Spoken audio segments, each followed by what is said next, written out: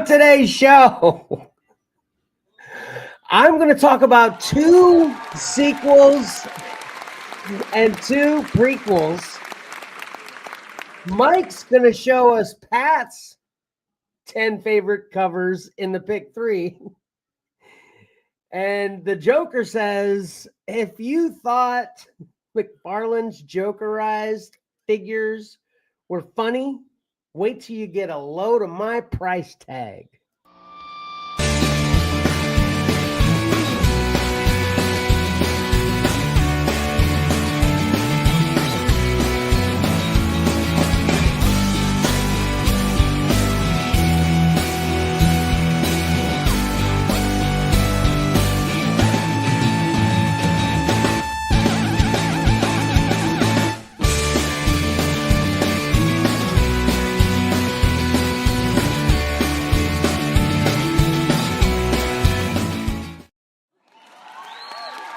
Welcome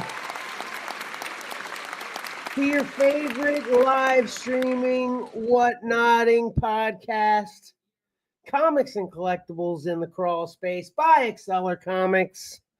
I am your 3rd or 4th favorite Thanksgiving surprise, Kevin. And I'm not alone. First up is Mike. Hey. Good morning. What's up? Good morning. And then, of course, Patrick is here. I'm here. Hello, everybody. Hey, Hello. I miss you guys. I can't wait till we get this whole previews week into rotation. Going 2 weeks without a regular live stream Saturday morning, it makes my Saturday mornings feel a little empty. Right. I hope the viewers feel the same way.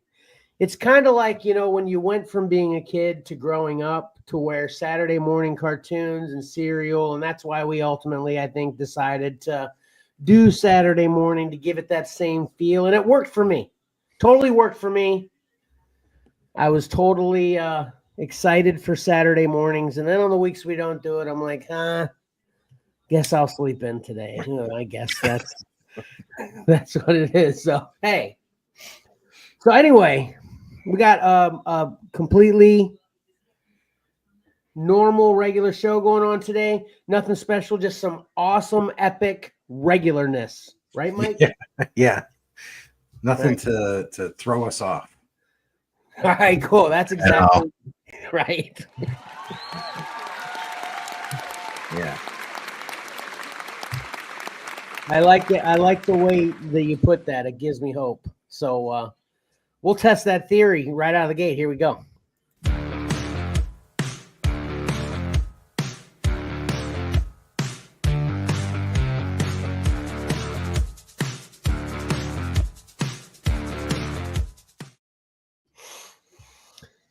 All right.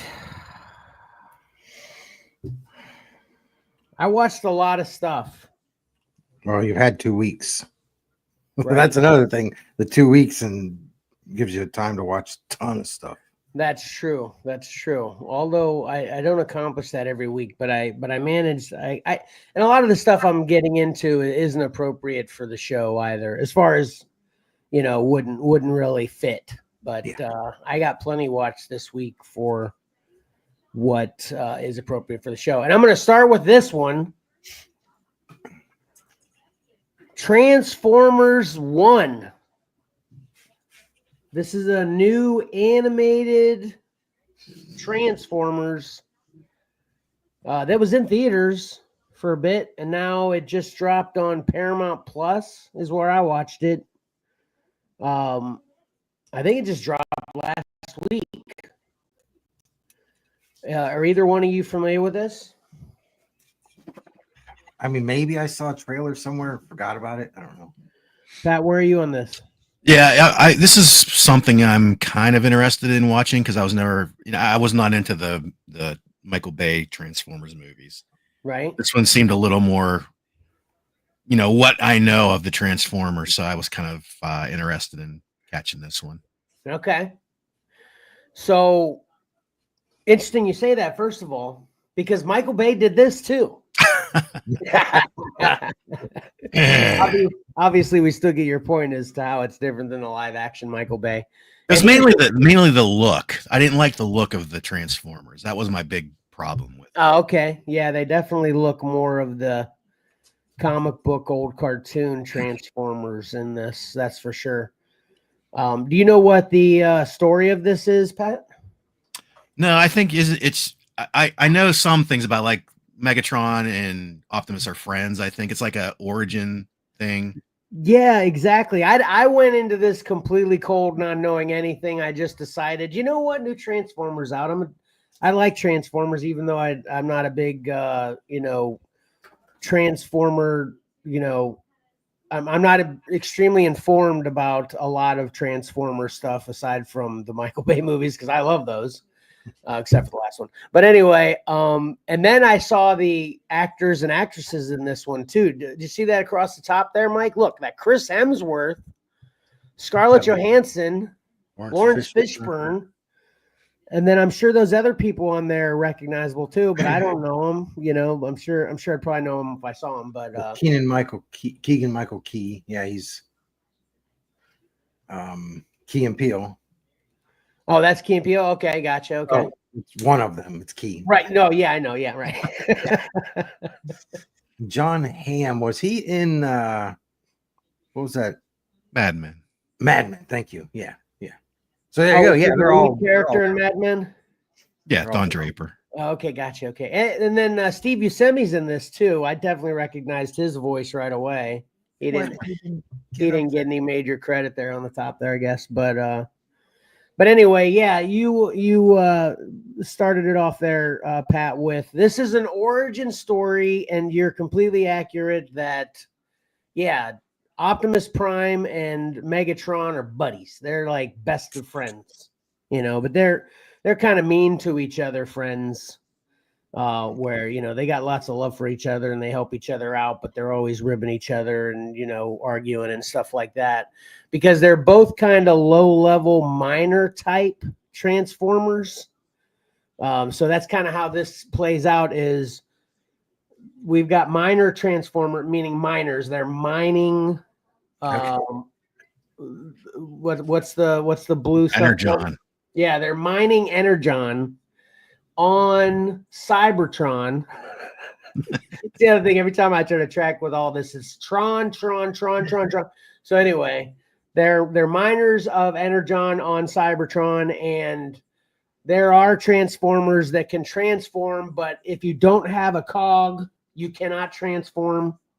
They even make a joke about it. Optimus tried to transform without having a cog and like blew out a knee or something like that. It was like pretty funny moment. This movie's pretty tongue in cheek most of the time, although it does get serious. And then you can see Bumblebee shows up there, and they have different names. I don't actually have them right now, but they don't start this movie Optimus and Megatron and Bumblebee. It's like, Megatron is, 25 and Optimus is, Opta P or B, something real simple, but you can see or recognize a little tinge of who you eventually, of course, will know them as. And I'm not going to get into every nook and cranny of this movie. I thought it was a very interesting take, and that was the first thing I was going to ask you, Pat, just because I assumed Mike probably wouldn't know the answer. I don't even know if you do, but just give it a shot. Is this new, or has the buddy film of Megatron and Optimus origin story been told before in some way? Yeah, I don't know. And maybe they touched on it in the comics or something like that. I'm not, we've talked before. I'm not the biggest Transformer fan. Right. Yeah. So you don't know either. Gotcha. No. Okay. So, and I'm good with it for the most part because, of course, as you can imagine, I don't want to spoil it. And like I said, this isn't my focus movie this week. But the way it plays out and gets to the end, and by the end, it's pretty much where we would expect it to be as far as the Transformers are concerned with Megatron and Optimus's relationship. And the way they get there is it's pretty good. It's written really well. I was fine with it. I didn't have any issues. No moments of going, that doesn't check out, stuff like that, So and the animation looks really good. The action's really good. And the biggest thing I was saying about Michael Bay is, or the biggest reason I brought up Michael Bay is because during this movie, even though it's animation, you see Michael Bay in it, right?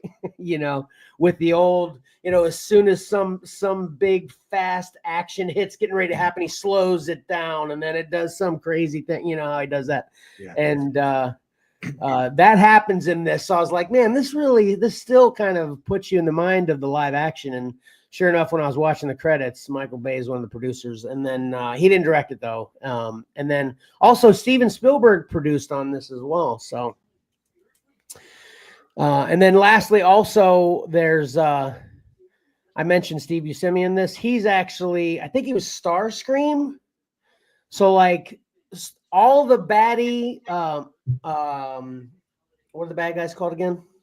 Decepticons. Yeah, the Decepticons. They're all good guys in this movie at the beginning as well.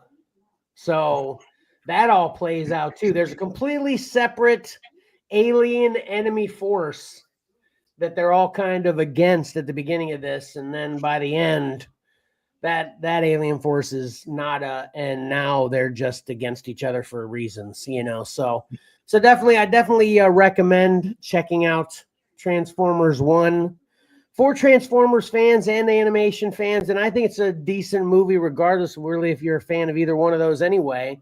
But I'll give this a solid 8 smiley faces, 2 frowny faces. And, I decided, I can't remember what I reviewed. I think it was last week or something, last animated. I'm going to, it was Arcane League of Legends. I'm going to just give that caveat to, this is an 8 for an animated movie.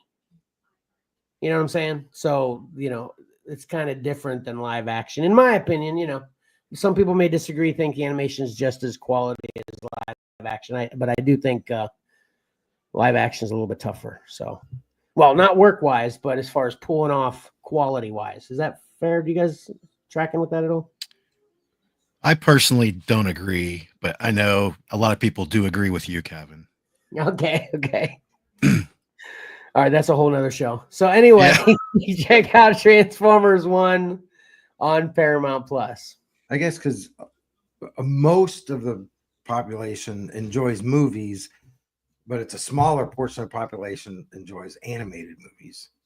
So maybe that's the, Well, the reason I was saying it like that is just because I feel like getting actors to do something is harder or more difficult to pull off. Not more difficult to make, but because I know animation's harder. But when you see good animation, you're thinking they drew that, exactly the way they wanted it to look, or digitized it exactly the way they wanted it to look. But actors, they got to act. Mm-hmm.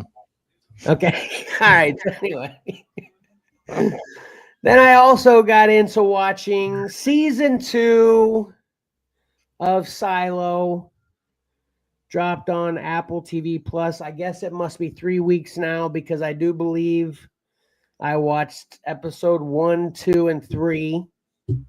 Mike, I know you were talking about starting, or you did start, or what are you at? Where are you at with Silo? Yeah, we watched 1 and 2. 3 was last night, I think. So we have not watched that yet. So I think it's on Fridays. I'm not going to argue with you because I forget things. So maybe the next thing I review, I know I reviewed 2 shows, or I watched 2 shows, and one of them I watched 2 episodes, and one of them I watched 3 episodes. So I guess this was 2 episodes then. Okay, I only watched the first 2, like you then, Mike. So we're on the same page then. So if anybody remembers my reviews from Silo season 1, and I think Mike, we kind of both concurred, if I recall, that season 1 we thought kind of saved itself at the end, right, Mike? Is that how you felt about it as well? Yeah. And just real quickly, before we get too far in. Yeah, season 3 was last night. And Episode then 3, season 4 is episode. episode 3 was last night. Okay. November 29th. Right? Okay, Yeah. cool. Okay. Um Dadgum, I wish I would have known that now. I just watched it last night. But anyway, what can you do? Yeah. So yeah, at the end of Silo season 1, for anybody who's just checking in for the first time, quick snippet of the show. This is a sci-fi kind of drama mystery where we're in the future. We've of course destroyed the planet, and we're living in silos underground. And basically, the people in the silos are under the impression they're the only people left of humanity. I guess the silo can hold like 10,000 people.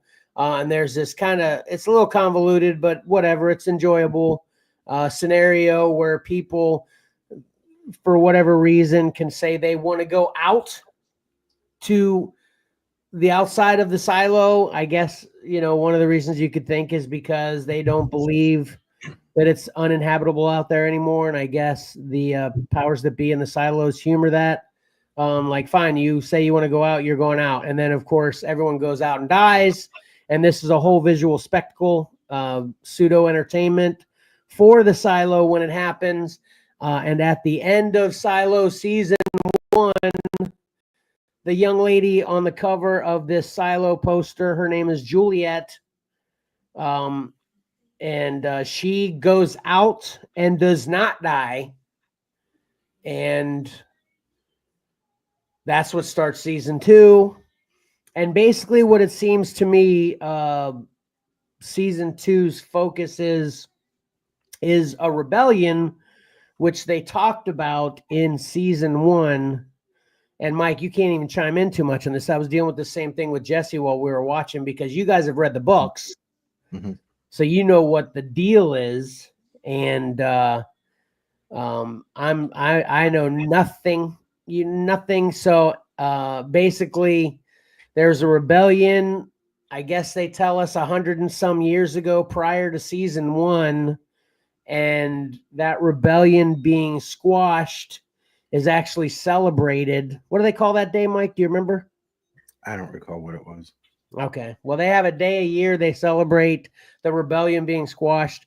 And aside from that, the other key thing with the rebellion from 100 years prior to season 1 is that all records of anything that happened before the rebellion were destroyed in the rebellion, which of course is convenient way to always say when they don't know anything about prior to the rebellion, well, there's no records of it, So kind of that's another thing that kind of plays into the mystery of this show. There's always things that pop up and be like, oh, this is before the rebellion. We've got this record, and then, so as you can see on the season 2 poster, that looks like a very rebellious stance.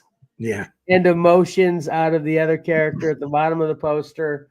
So anyway, that's what kind of season 2 seems to be focusing on, the rebellion that will inevitably happen, because one of the things we see Juliet see once she gets out of the silo is evidence of other silos. Well, not even evidence of other silos. By the end of season 1 or episode 1, not even the end, kind of pretty early, right, Mike? She's in another silo. No, but everybody's oh yeah, episode 1. Sorry. Yeah. But everybody's dead because of a rebellion, and they're actually kind of strung from inside the silo to outside, pretty far into the wasteland of the earth. So that starts our mystery in season 2, which is pretty cool. And of course, everybody that saw Juliet not die, and the way they do it in this visual with everybody watching Juliet go out, and of course prior to Juliet everybody just dies, is when she doesn't die, basically she just kind of goes over a hill and disappears. So there's a mystery of, is she alive or did she die just later once she got over the hill? So That's sparking everybody in the silo to have a million questions. And then, of course, the authorities don't answer the questions, or they act like they don't have the answers to the question, which, of course, sparks doubt in the people of the silo, which is when rebellion talk happens, yada, yada. It's kind of a similar old story to, other rebellions, I guess. So that's kind of where we are. And I'm like, this is the way I think about this, is I'm liking the first 2 episodes of Silo season 2 the same way I remember I liked the first 2 episodes of Silo season 1. Do you remember that, Pat, how we were talking about at the beginning? Yep. It was good, and then it trails off into this crap for like 5 episodes. Yeah, they kind of, you're getting these big reveals. It's like, oh, this is awesome. This is awesome. Yeah, but then it gets bogged down in just trying to weave the web of everything, and there aren't any real high points. It's just this weaving stuff. So yeah, I get it. Yeah. And like we talked about with Silo season 1, the finale kind of saved it, but still didn't make it great, in my opinion, but it definitely sparked interest to see season 2. So maybe I'm a sucker. Maybe that's their intention anyway, which this sparked another conversation. I think me and Jesse were talking about it, about how even Ayla and Lexi got in the conversation, because obviously in all of our different interests, the same kind of things happen. Would you rather, Mike, have 4 really quality hour episodes? And I'm not saying this isn't exactly for Silo, but just in general. Would you rather have 4 really quality hour episodes or 8 really quality half-hour episodes, or does it matter? I like hour. I would prefer the hour episodes. You'd prefer the less. So you'd be fine with a 4-episode season as long as those 4 hours were awesome. Yeah. How about you, Pat? What do you say on that? Yeah, and that kind of goes to the whole discussion we had previously about shorter TV seasons. It's like just make the episodes count. I don't care how long they are, how many there are. Just I'd prefer. I'll take shorter if it means better. Let's just say that.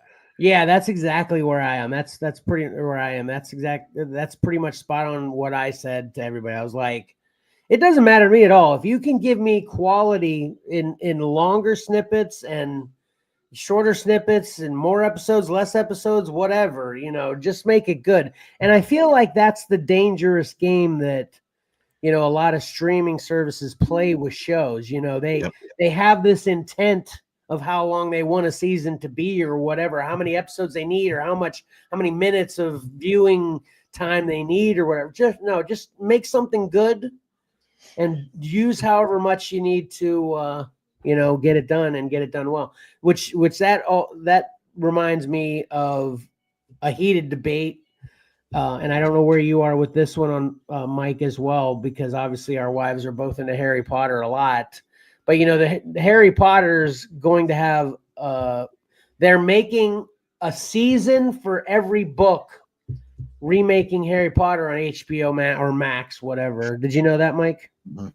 I knew HBO was doing something. I didn't know the breakdown. Like it was going to be a season per book. Yeah, it's going to be a season per book, which of course sparks thoughts from everybody. It's like, and I think if I recall, and she might correct me after she watches this, but I think Jesse was saying, there's definitely more in the books than they could put into the movies, but she doesn't know how they're going to get 10 episodes, however long a season is out of one book, because then that goes from what we got 2-hour movies from the books originally. But if it's an 8-episode season, that'd be 4 hours. That'd be twice as much. So have you got any feedback from Emily on how she feels about this, Mike? No, we haven't talked about it at all. But I see where she could, like the first book, definitely that's a concern. But the books progressively got longer. Like I think the last book was 2 movies. Right. Yeah. So I see the concern with the earlier books where it's not as long. But yeah, I don't know. Yeah, we'll see. Seems to be the other thing that I've heard Harry Potter aficionados complain about is there's so much other Harry Potter stuff to make content for. Why are we rehashing what was already great that was out? That kind of attitude. Because it's people are going to naturally compare them. Right, exactly. It better be as good. Yeah. Well, I maybe it needs to be definitely better. Like if it's even as good, they'll be like, why? But it's the only way it's going to be approved if it's better. But anyway. Well, let's talk. I have just a couple of things to say about Silo. Okay. Having read the book, the scene where she goes over and then she's coming to the other silo that had the rebellion, and you see. When I read that, now I don't recall, I imagine that I envisioned the way Hugh Howey wrote it. I've got a pretty good imagination for reading, and the way I picture it in my head was nowhere near as grand as what that was. Oh, really? Yeah, because as far out as the people had made it. Yeah. So in my head, they never really made it out of the long tunnel. So seeing that, I was like, wow, it was actually a little more shocking.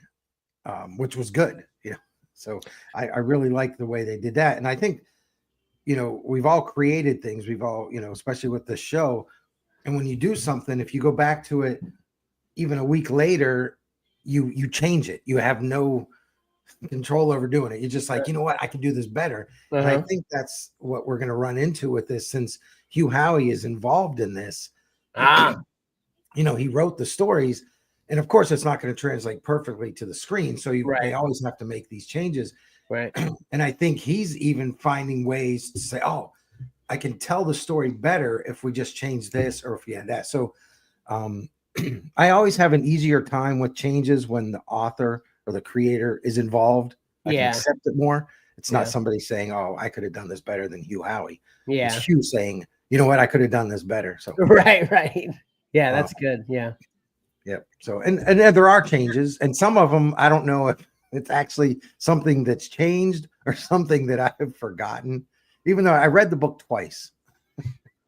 Hey, what's that actor's name that she finds behind the door? What's his name again? Do you remember his name? She finds behind the door? Huh? In episode 2? Yeah. I don't even know. I didn't even recognize him. Are you sure you didn't watch episode 3? Because they didn't talk too much about. The very last thing that happens in episode 2 is he comes out. Yeah. He comes out. Yeah. So you saw that. He came out? I don't remember. Yeah. It's the very last thing that happens in episode 2. But anyway, it's what's his name he was Daddy Daycare and oh man. Yeah. Hold on. What else is he's in something? Daddy Daycare is actually a bad reference, but yeah, because Daddy Daycare, I remember Eddie Murphy and the big curly haired kid. Yeah. It's the third one. So it's the one that was the baby that he read the Mr. Spock's book for kids, and he's like, it wasn't about Star Trek. What's that kid's name? But anyway, he's a recognizable comedian. I thought it was interesting that it was him, and I like that. I'm going to call him a kid, but he's probably in his 40s now. But you think? I bet you he's probably in his 60s. I always thought he was older. Well, Daddy Daycare was a hit in the 90s, and so we were in our 20s. So I figured he was either younger, just under our age, or maybe the same age. I don't know, But now I have to look up Daddy Daycare to get the cast. All right, look that up while I get to my final viewing of the week. Okay. I got into watching apparently, which I confused these, but Mike has corrected me. I watched the first 3 episodes of Dune Prophecy on the aforementioned Max. It used to be HBO Max, used to be HBO, used to be Cinemax mixed and had a hybrid baby. But anyway, I can't stop talking about that. It'll make me laugh forever. But everybody else at this point is probably, or I shouldn't say everybody else, young people maybe, I guess. Young people at this point, do they even know what Cinemax is, Pat? Probably not. Yeah. Anyway, so Dune Prophecy, talking about actors and actresses now.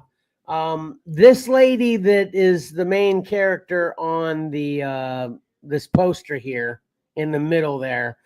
I swear I know her from a bunch of things that I don't know her from because I looked it up and she ain't in them.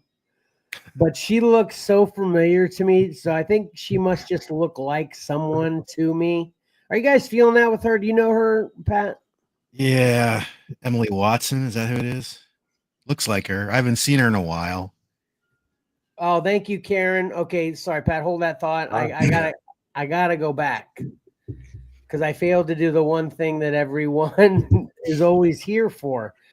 Check out Silo on Apple TV. I'm going to give season 2 and season 1 for that matter. I'm going to give season 2 an individual rating up to this point of a solid 8 smiley faces as well, you know.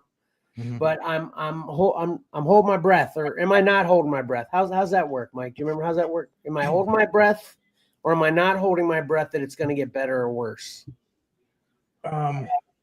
You're not holding your breath. Okay. No, wait. You're not Okay. holding your breath means you don't think it's going to get better.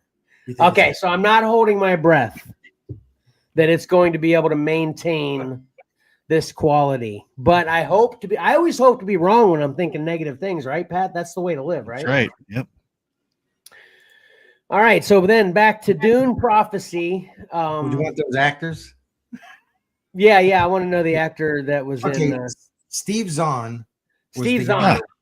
Yeah, and he's 57 years old. But Jeff Garlin is a comedian that I think was because remember Steve Zahn was brought in after Eddie Murphy and Jeff Garlin had the idea to do the Daddy Daycare thing, and he's 62.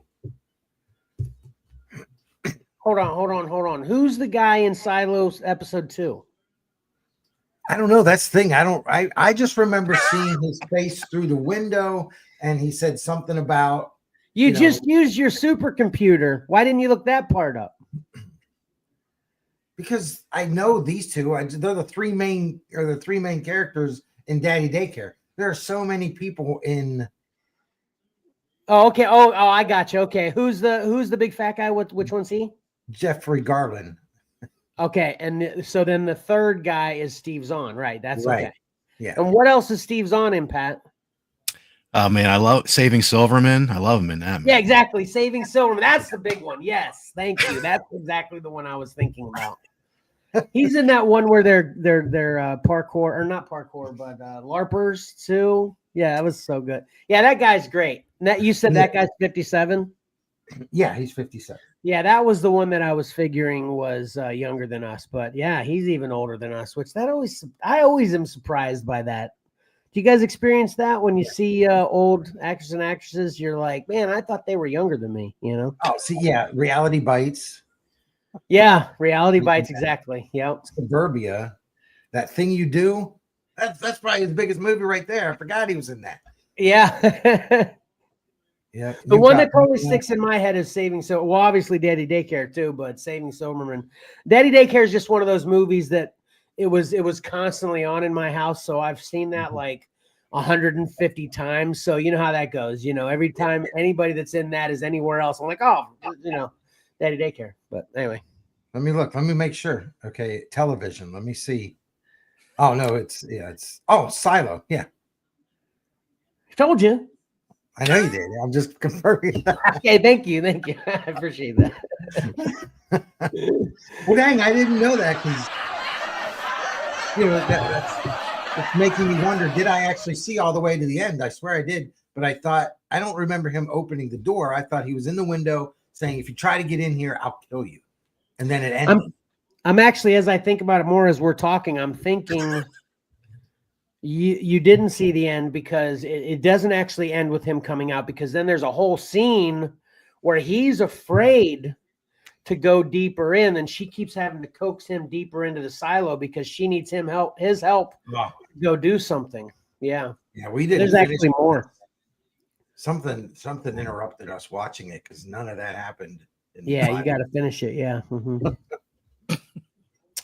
Well, so, yeah, check out Silo season 2. My kids are young teenagers. They interrupt everything all the time.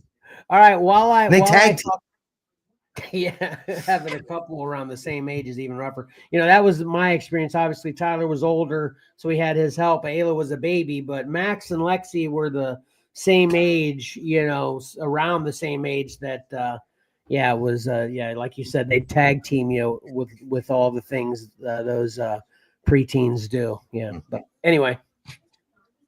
So now to Dune Prophecy. Hey, Mike, while I talk about this, can you fact check who this lady, or did you remember everything, Pat? I think Pat did. It looks like Emily Watson, but I'm not sure. What's she from? A lot of things. I never really cared for her, I guess. Yeah, you're right. It's Emily Watson. And then the dude on the left here on the poster, he's from Vikings. But what I remember him the most from, and I guess Vikings probably his biggest hit, at least in America. I guess he might be a British guy or something. But I remember him, and I loved him in Warcraft, the World of Warcraft movie. Did you see that, Pat? No. Oh my gosh. Lunch Drunk Love. She means Punch Drunk Love. Oh yeah. Right. Oh, and Chernobyl. Yeah, thanks, Karen. Punch Drunk Love. That's Adam Sandler's first serious movie, which I love that movie, and it seems like I'm in the minority there. A lot of people hated that movie, but I love Punch Drunk Love, and I thought it was such a great Adam Sandler. Hey, we're not talking about Punch Drunk Love though, Mike. We're talking about Dune Prophecy. I know, but Equilibrium, not enough people know about that movie. Oh yeah, Equilibrium. Yeah, Equilibrium, one of the best Christian Bale's in that. Batman movies. I mean, yeah, Christian Bale movies. Right. No joke though. We're not joking though. That is ridiculous. Have you seen Equilibrium, Pat? I can't even think of what that movie is.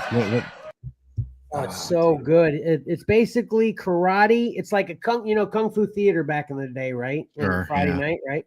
It's like kung fu theater, but with guns. Okay. Yeah.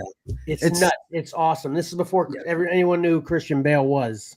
Who was the other big actor? 2002. And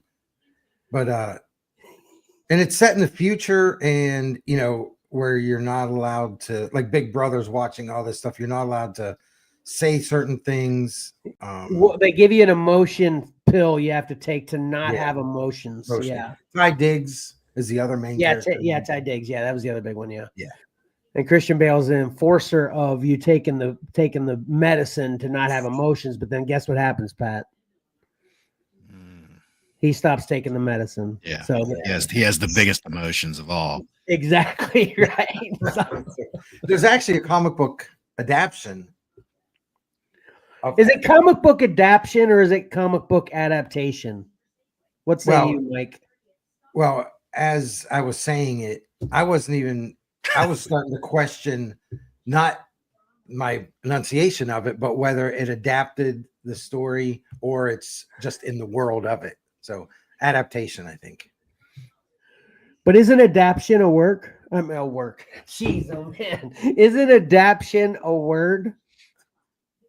Yeah, it's adaptation with one less syllable. So yeah. Do they mean the same thing? I think one is the English way to say it, the way they do over in England, and the other way is the way us Americans say it. You always seem to lean into differences like that when it happens, Mike. I swear that's not the first time I've heard you say that. Is that true, or you just they always think they talk more proper, but when you get down to it, some of their slang and they can't, but it's like, oh, it's an adaptation, and over here we're like, it's an adaptation. Why when you impersonate a British person, Mike, do you slip into a feminine voice? There are men over in Britain. Right, but when you see them in movies, if you want it to seem more proper, they've got English accents. Okay. But if you just want to make it seem like it's everyday ordinary, they've got an American accent. Gotcha. Okay. We'll have to talk to Johnny and Kirsty about this, I'm sure. Right. Anyway, so this is Dune Prophecy. What? And this is on Max. And it's got Emily Watson, formerly of Punch Drunk Love originally for me, as the main character. Has anybody done anything with this besides me in the room? No, I'm a little. I was already in the hole with the Dune movies. Now I find out there's a TV show, and I'm like, oh my gosh, I think I'm out now. Yeah, I've got to watch the second movie still. Well, first of all, do it, because I reviewed Dune Part 2, and I told you both, in my opinion, Dune 1 and 2 are both excellent. Yeah. So this is my teaser for the opening of the show. This is my other prequel. So Transformers 1's a prequel. Dune Prophecy is a prequel that takes place 1,000. Kind of reminds me of, episode 1 of Star Wars, and then we got the latest Star Wars show, Acolyte. Yeah, that's like 1,000 years before episode 1, I think, right, Pat? I don't know if it was that far. It was a long time, hundreds, right? Maybe. So anyway, okay, so Dune Prophecy is definitely thousands of years before it wastes no time giving you a time frame, which I love that about shows. Just let me know where I'm at before you expect me to dive in. It does right away. It tells you that the events of Dune Prophecy take place 1,000 years prior to the events of Dune Part 1, or Dune, even the original 80s Dune, So Paul Atreides is the way they identify it before Paul Atreides is born, stuff like that. So reminder for people, the two, and this might be just my opinion. Dune purists can definitely correct me in the comments below if you'd like, but the two main players in Dune all the time in my mind are the Atreides, House Atreides, and House Harkonnen. Okay, so just talking about that off the bat. And then also the third house is the Imperium. It's not actually a house, but there is one of the houses is always the emperor of the universe, So looking at this poster again, Emily Watson is she's one of the, I forget what they call them, the mothers. Basically, every house has these mothers that are kind of like clairvoyant, and you've heard them like use their voice like this, and they can tell you what to do, and you have to listen to them when you do that. It's kind of like the Force, but they sound like Kermit the Frog. You guys know what I'm talking about? Wow. Yeah, in my head, it sounds pretty funny. I'm just going to use the word witches here, but that's not what they might actually use the word witch a few times in the show, but basically this show is focusing on the witches. Okay.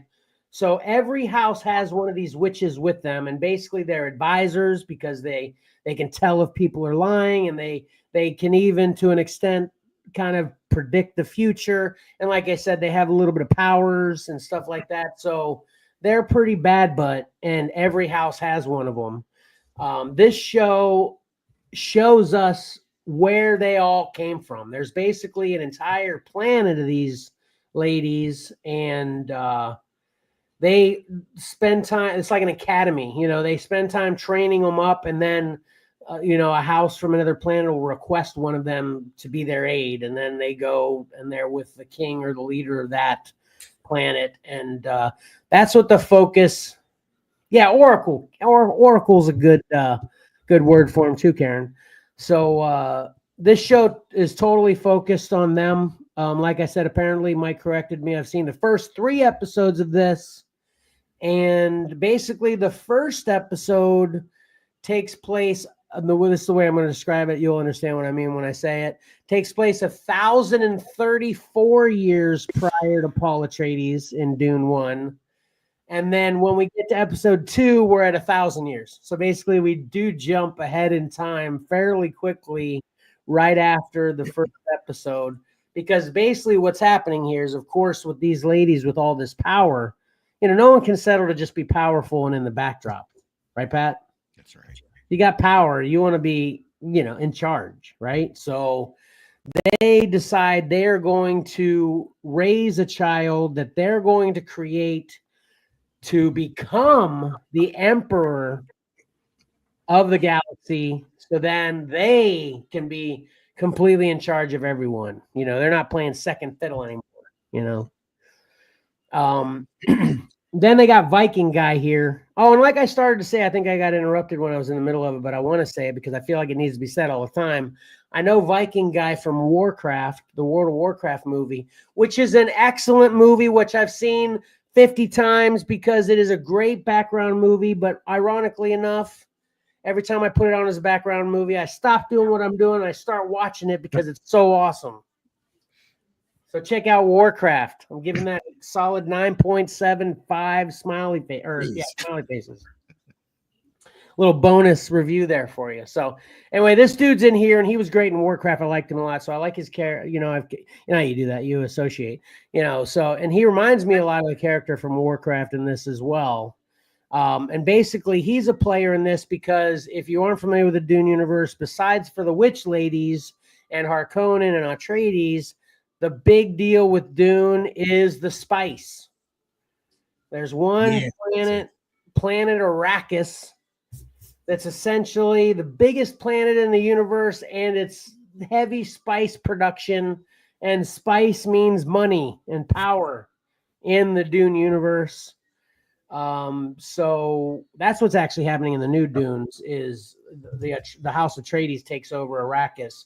House Harkonnen doesn't like that, and Harkonnen and Atreides fight.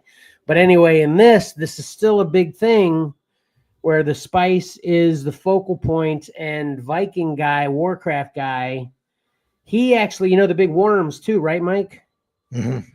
So they ride worms, and the worms are always trying to kill everybody that's mining the spice because the worms and the spice and, you know, all that happens in this show too. And basically Viking guy gets eaten by a worm, but he doesn't die. And that's kind of the mystery that's happening. So the big, in the first 3 episodes of Dune Prophecy, we're learning about this one girl that the witch ladies are trying to put into power. We're also learning about how Viking Warcraft guy gets eaten by a worm, but he doesn't die. But then he gets powers, which of course this has been unforeseen. You know, it's kind of like you know, everything's Star Wars. You know, it's kind of like how did the Jedi miss the Sith returning, right, Pat? Kind of a new power with this Viking guy is putting a wrench in the witch lady's plans to have their girl, you know, become the empress of the universe. So lots of mystery in this. This I actually was a little bit I'm going to say disappointed. I was going to try to downplay it a little bit. I'm just going to go disappointed though. I was expecting more from this because this is more, you know, drama and mystery and intrigue than I like, just a tad bit more than I like out of my Dune. You know, I need more fighting, you know, need a little more action. I love the, you know, Game of Thrones type drama and mystery that happens a lot in this. And I like that stuff, but I do need a little bit more action. This was just a little bit short on that for me for the first 3 episodes. I definitely feel like we should have had a little bit more. I hope we get there, and it's definitely not bad. But based on that, I'm going to give Dune Prophecy 7 smiley faces. And just to let everyone know about Dune Prophecy, I'm at my point of tolerance for that too. So if we get another episode where it's slower than I like, it'll probably drop down to like a 6.56. You know, it's gonna, you know, so we'll see. But I'm definitely excited to see where Dune Prophecy goes. I've said it once on What Kevin Watch. I'll say it a million times. I love lore. I love understanding what I already know and love now, how it got here. So one of my favorite things aside from sci-fi in general. So I'm totally in though for Dune Prophecy, regardless of what it does.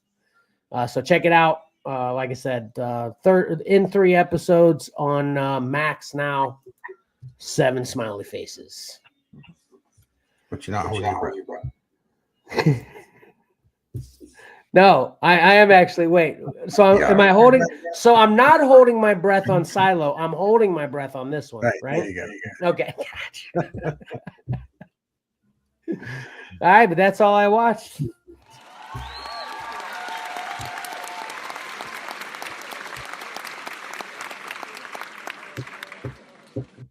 Thank you. It is exciting too. I can't.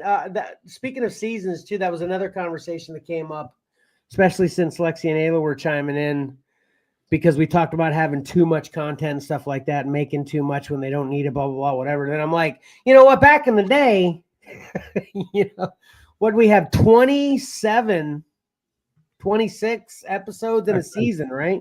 Yeah, but we only have like one season a year. Right, but that's what I was gonna say is that's what else, you don't even remember that you're missing something until someone reminds you that you're missing it. It's kind of weird, and at least that's the feeling I got from this. I was like, you remember how you'd have the season finale in what, like March, April, May maybe, and then you'd have the season premiere in like September. It's like the TV show seasons followed the school year too, right? And I always thought the weather, because people are out in the summertime, people are out more. Right. Yeah. Yeah, but during the summer they had reruns. Yeah. And it's totally logical. They're like, people aren't going to be sitting inside wasting their time watching TV. They're out funning in the sun. This is the thing. It made sense. Exactly. Now it's just all willy-nilly. We're going to do it this. Why? Well, there's no reason. Just because. Exactly, Mike. Exactly. Right, Pat? I guess to put a positive spin on it, it's just like the Wild Wild West. I mean, it's just chaos. That's true. Just because. Chaos can be fun. That's true. Good point, Mike. Good way to finish that out. Yeah.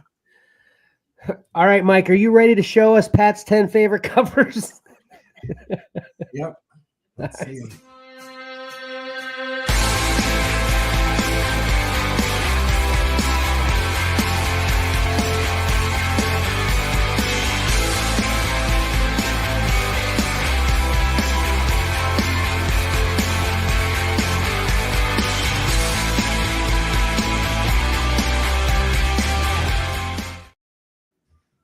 All right.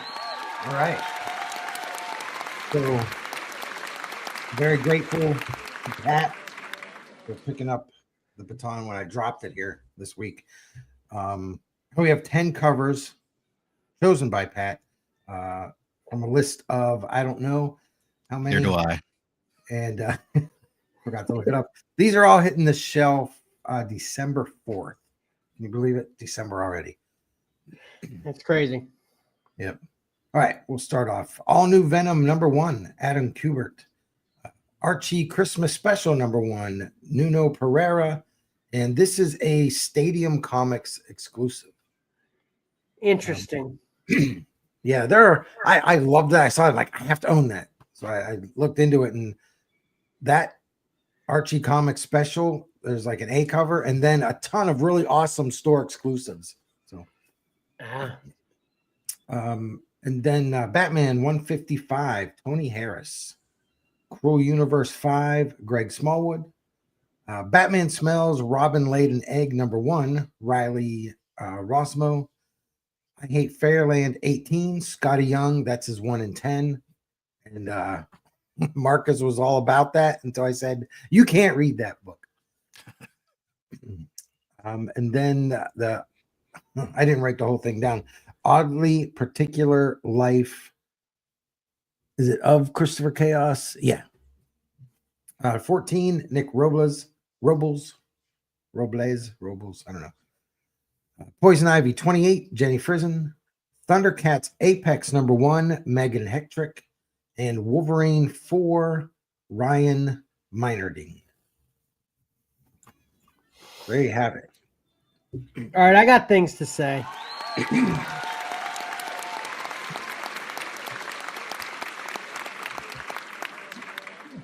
I'm surprised. Do we do we usually I forget. Do we talk about the covers as a whole after we're done with everything? Yeah. Okay, cool. Okay, I'll hold my tongue for now then. Okay, gotcha. Yeah. All right, where are we? Yeah, we'll just start with number 3. in all honesty.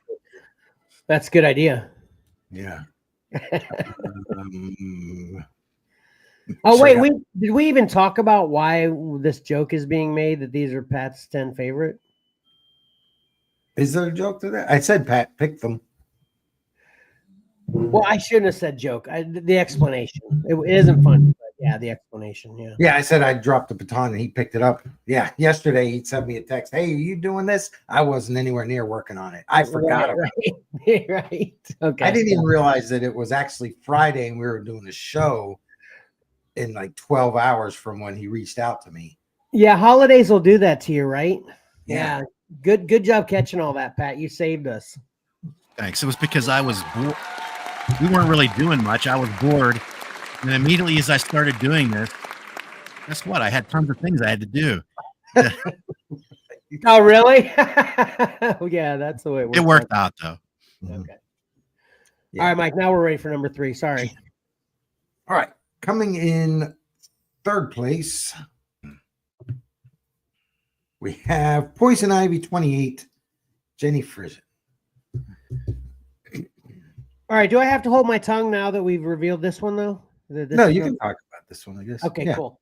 I love this cover. Wild Wild West here. It's chaos. There's no rhyme. Chaos is good sometimes. I've heard that. Anyway, I love and hate this cover simultaneously. Yeah. Why did you go with yours first, Pat? Because it's going to be more articulate than mine. Go. I put it in here because it's a beautifully drawn cover, but it is also very boring. Okay, that's not why I hate it. I love it because it's a really great cover. It's beautiful. But is this supposed to be Poison Ivy? Yeah, I think so. This doesn't look like Poison Ivy at all. This is just a beautiful piece of art on a Poison Ivy book. If this is supposed to be Poison Ivy, I hate it. Well, she's wearing an ivy dress. This could just be a naked girl laying in a field of flowers for all I know. Look at it. Look at it in that frame, Pat, right? Yeah, I guess so. Right? Exactly. Well, then I see Poison Ivy on the cover and I connect the dots and then my brain fills in the rest. And it's like, oh, okay, yeah. Mike, thank you for saying that. That is exactly my point. I guarantee you, I showed you this cover without saying Poison Ivy on it. Actually, I just framed it and I gave it to you as a Christmas present. You wouldn't be like, oh, look, that's Poison Ivy. You'd be like, dude, actually, I would because of her top right there.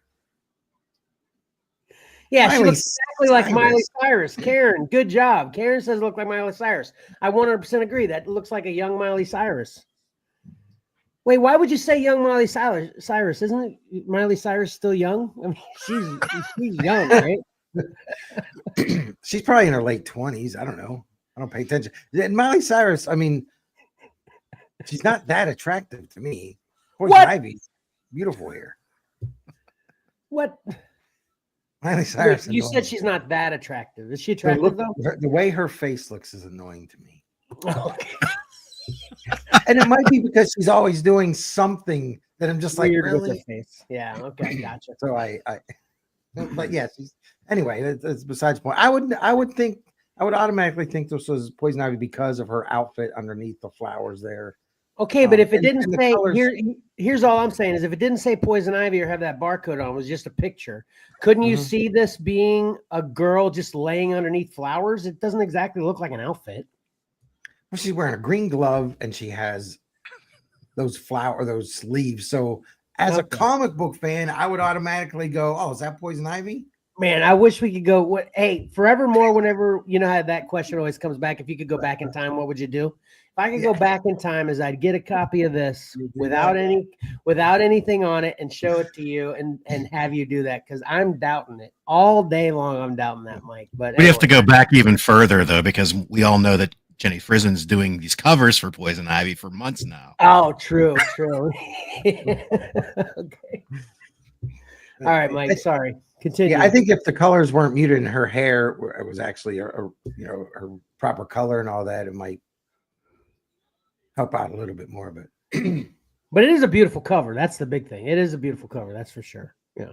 Okay.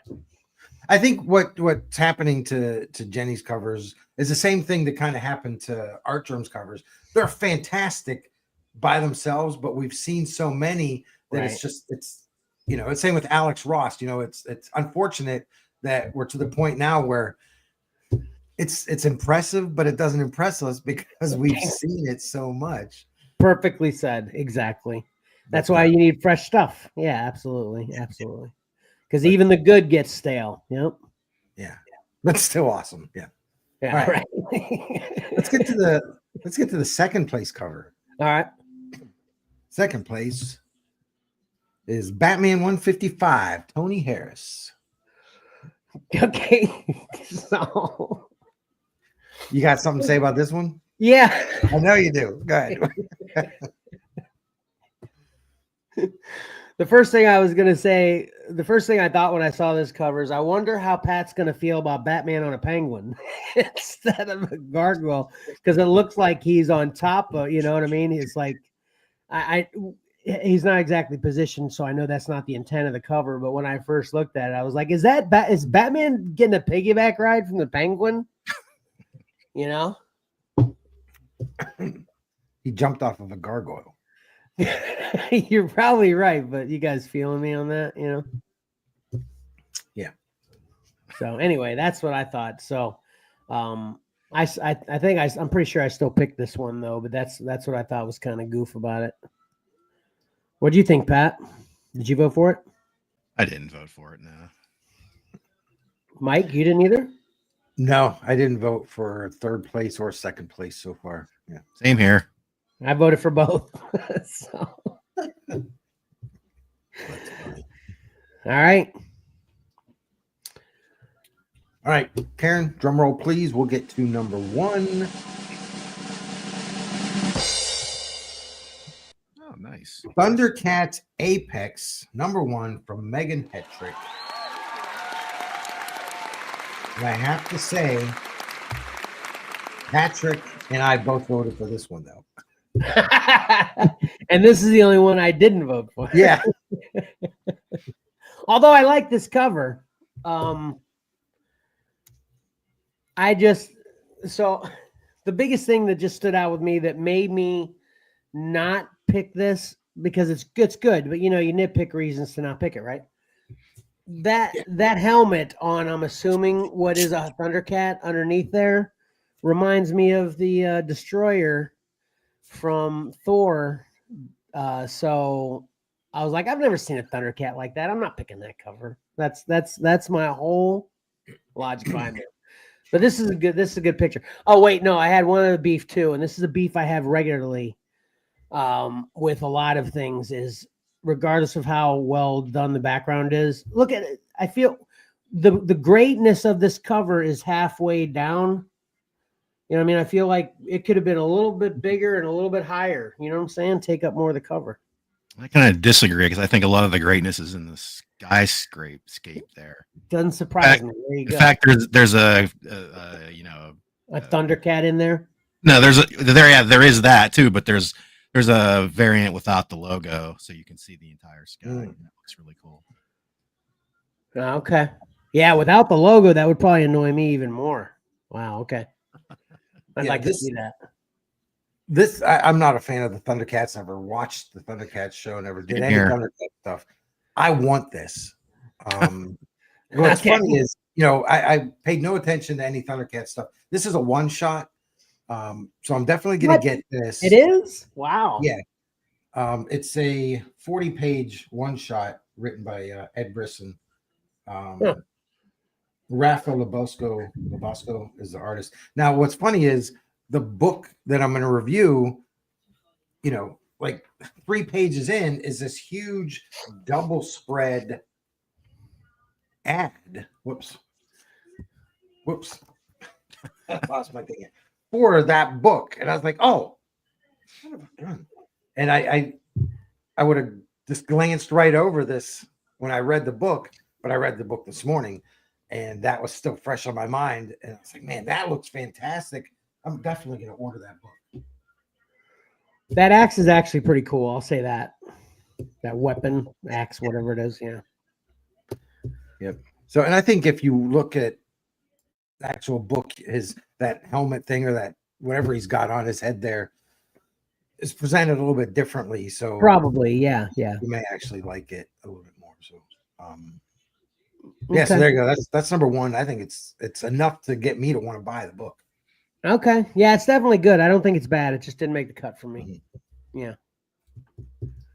There you go. So yeah, it was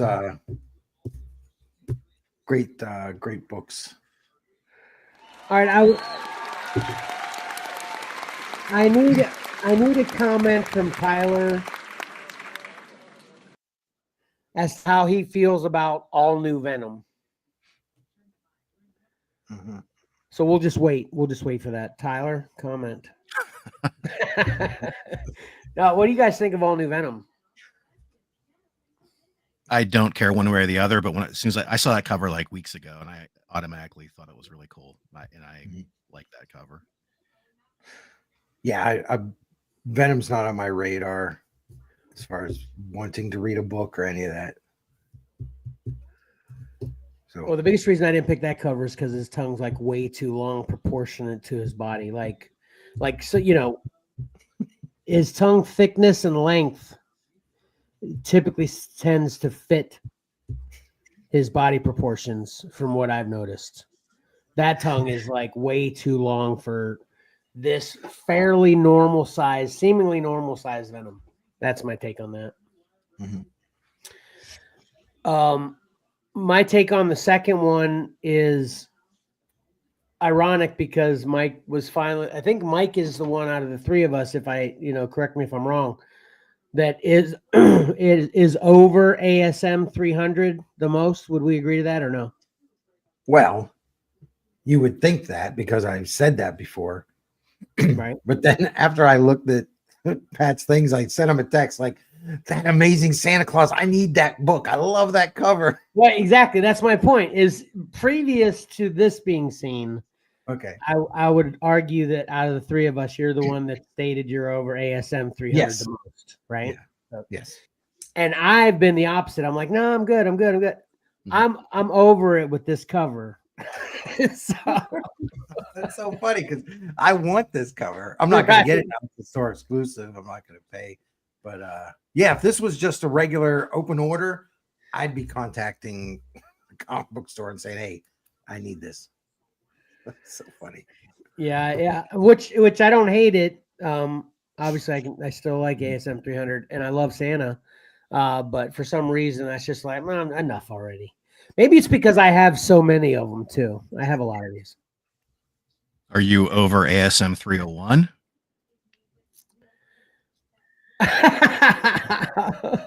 I actually like this one better. Maybe that's the part I'm over, is the 300 or ho ho ho ho ho in the background or whatever. But yeah, I actually like that one better. Yeah. Can I see that again? I want that. Yeah. Yeah, Mike, do you like the other one or this one better? Which one do you like better? This one. Yeah, I've liked 301 better than 300. Okay, cool. And it's the red and the 3, all that stuff. I do like that. Gotcha. Okay. Stark whiteness. So if anybody's looking, it's not Amazing Santa Claus. It's Archie Christmas Special #1. Yeah, right. Search for this. Good job pointing that out, Mike. I appreciate that. Yeah. And then I think did one of y'all highlight Batman Smells Robin Laid an Egg in the previous preview? Probably, I think. Yes, I did. Yeah, I want that. That's awesome. Well, yeah, I want it, but for $10, I'm not going to buy it. I still might buy it for $10 just because we've been saying that for our entire life. So I want to have how it plays out. Hey, check that out. You see that lady on the cover? Stop it. That's Poison Ivy. Poison Ivy. That's how she looks. Yeah. Yeah.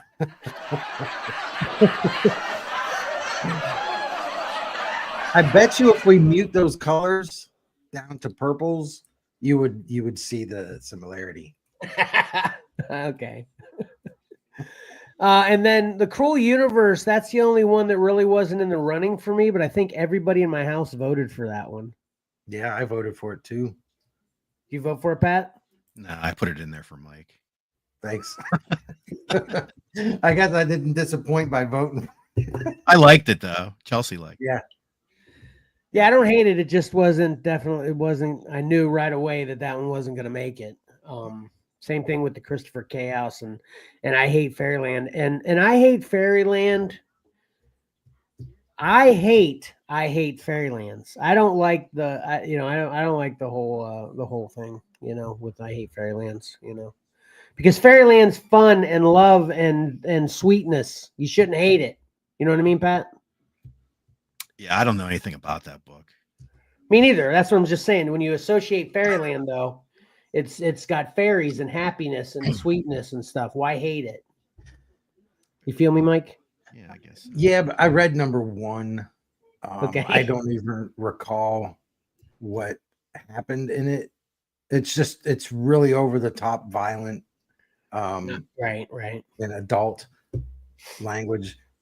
And Xcellar might have it. I may have stuck it in Xcellar's collection. Yeah, actually, I think we have number 1 in Xcellar's collection. Yeah, I've actually thought about reading it a couple times, just to reaffirm that I should hate it. But anyway, so you can explain why you actually hate it exactly in more detail. Yeah, I didn't enjoy it. It was like I love Scotty's artwork, and I think he's an excellent writer.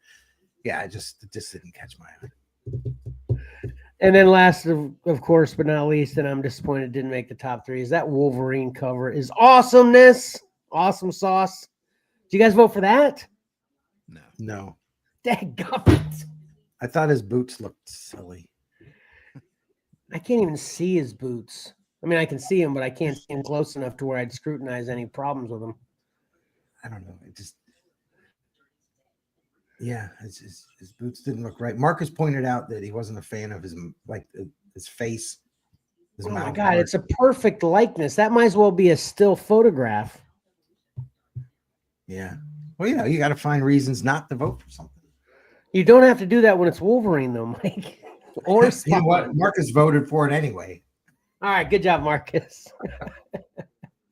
But yeah, I love that cover. I want it. That's awesome. What is that? Wolverine number 4? Is that what that is? You said? Yeah, 4. Is that like a 1 in 50 variant or something?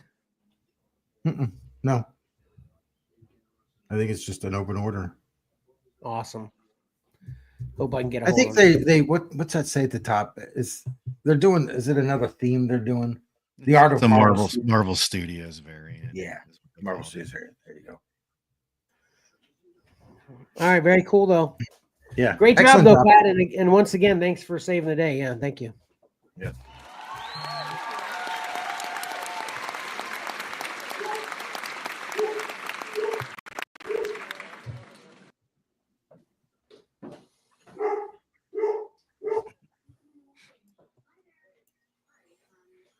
All right, we ready for the next segment? What is it anyway? It's been so long. What is it?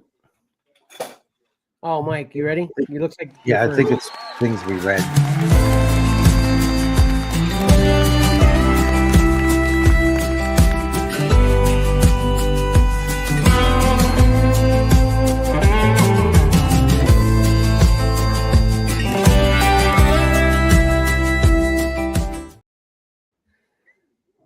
You know how hard it is to come up with new ways to try to fool you. Yeah. Yeah.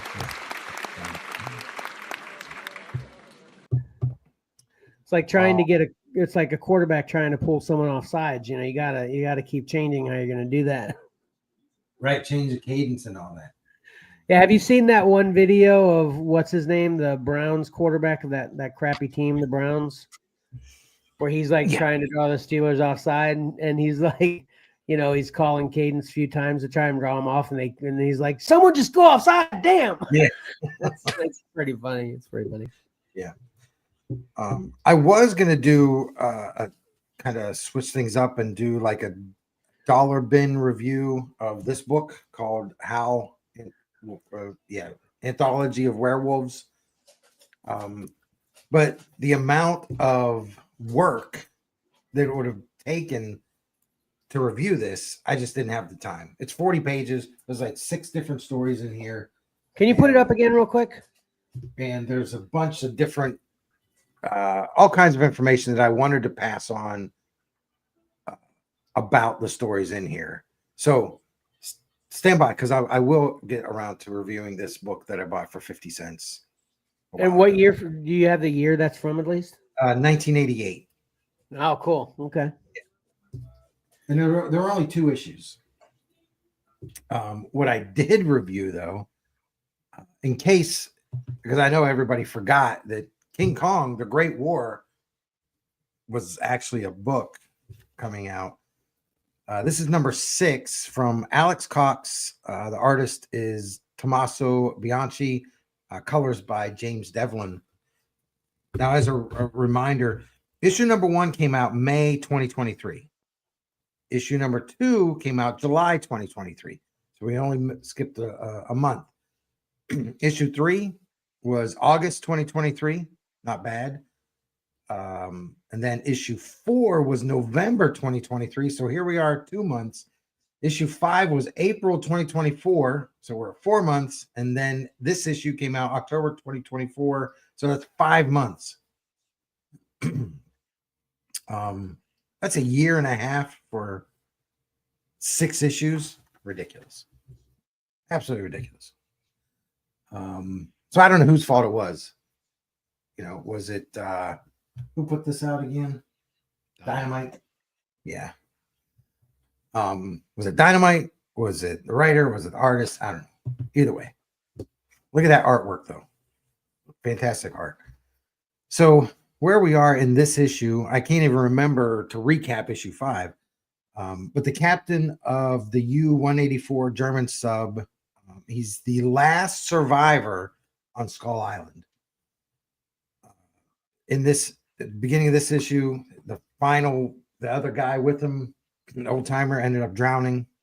So the captain's the last one. And we find out through some flashbacks that this entire mission that he and his crew are on is top secret.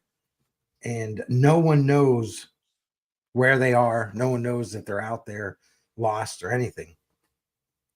So that kind of knowing that, and knowing that he's the last survivor, kind of puts you in his mind frame that he is just completely alone and on his own, and just realizing he's not gonna make it. Then he comes across this huge wall and the torches. So he's like, oh great, I'm saved. They're gonna I'm gonna be saved. And as I don't know if I have it, I didn't do it, that's just another shot of the moon and the torches. But as he approaches it and starts hollering for help, the torches, they all go out and they're all extinguished. And but I'm sorry to interrupt. Can I what issue is this? 6. Didn't you hate it? Didn't you give it a hate it? No, I didn't hate it. It was lagging. It was taking so long for the story to move along. Yeah. The artwork I've always loved. The artwork has always been fantastic. But I thought you said you were going to pass on it because there was no Kong in it or something like that. Wasn't that it, Pat? Wasn't it something like that? Not enough Kong, I remember him saying. Yeah, that's what I thought it was. Yeah. Yeah, but I had pre-ordered everything. I was going to make the joke that you're just a sucker for Kong, though. You thought I'm not gonna give this a shot, but they put Kong on it. You just buy it up anyway. That's what. Yeah. Okay. Yeah, and I actually have the novel that this is based on. Oh, okay. That's a great cover right there. Is this the cover you have? It is, yes. Oh man, that's awesome. Yeah, it's fantastic. That doesn't happen Oh. anywhere in the series. He didn't fight a serpent like that. He did fight some kind of triceratops type of thing. But I need to back up. While the captain is making his way through the jungle, he's just thinking, that he believes he is part of an undefeatable force, as part of the German army. Then, he sees that wall lined with torches, thinks he's saved until the torches all go out. And then he realizes that he's become their sacrifice, and he's about to meet their king. He realizes where he is because he's standing right at I should have put the pictures on there. Everybody's familiar with the sacrificial platform from the movies. Yeah, Fey Where Ray's he's up right there and at- everything. Yeah, he's right at the base of that, and that's where he kind of realizes that he's become their sacrifice, and that's where King Kong shows up. Who's the artist on this cover? Thanks for asking hard questions. All right, I got another hard question. Pat, what do you think of this cover? It's okay. Oh, okay. Joe DeVito is Would you the vote for it artist. if it were in pick 3? Depends on who it was up against. I knew you were going to say that. I just And feel like I like this a lot, but I'm just looking at it, I'm like, feels like there's something wrong though. Anyway, sorry. I keep it. I didn't even notice there's pterodactyls back there. oh yeah, I didn't either. That's cool, man. Okay, anyway. Sorry, continue. Yeah, I should have looked all this stuff up before. I didn't think you'd have questions. I should have. Next time I'll get pictures of the hardcover novel this is all based on, because it's all illustrated as well, and Joe DeVito's a part of that. Okay. So I would say, Wait, hold on a second. The hardcover novel is it's a graphic novel? no, it's just illustrated. Oh, it's got some illustrations that got the guy that illustrations did in this it, cover did that. Oh, Mhm. gotcha. Okay. That's cool. That's cool. Yeah. And that came out probably early 2000s, like 2005, 2006, I think. Is that Danny DeVito's kid too? Do you know the Man, all answer to these that? questions you're asking. I wish I knew that. I'll look them up on your review. Okay. All right. Sorry. So Go ahead. I would say this is a get it in trade paperback or dollar bins. At the very least for the art. The art is top shelf. And the story might be great if you read it all at one time, but mine was broken up over a year and a half. So it's kind of, I may have to go back and just read them all at once to see how it flows. The way you're talking, I may have missed this too when I had to leave for a second. Is this a miniseries? Is this the final issue of a miniseries or something? Yeah, this is the last issue. It was only 6 okay. issues. Okay, gotcha. Yeah, it was always planned as 6. But just, man, they drug it out way too long. Way too All long. right. So there you go. Get it in dollar bins. You probably find these. I found a variant for number 1 in a dollar bin. Hey, Karen, can you take down that banner for a second? What's that at the bottom there? 20th anniversary for Dynamite. Oh, 20th anniversary. Okay. Yeah. All right, cool. So there you go. Get it in trade paperback, which hasn't been solicited yet. Who knows?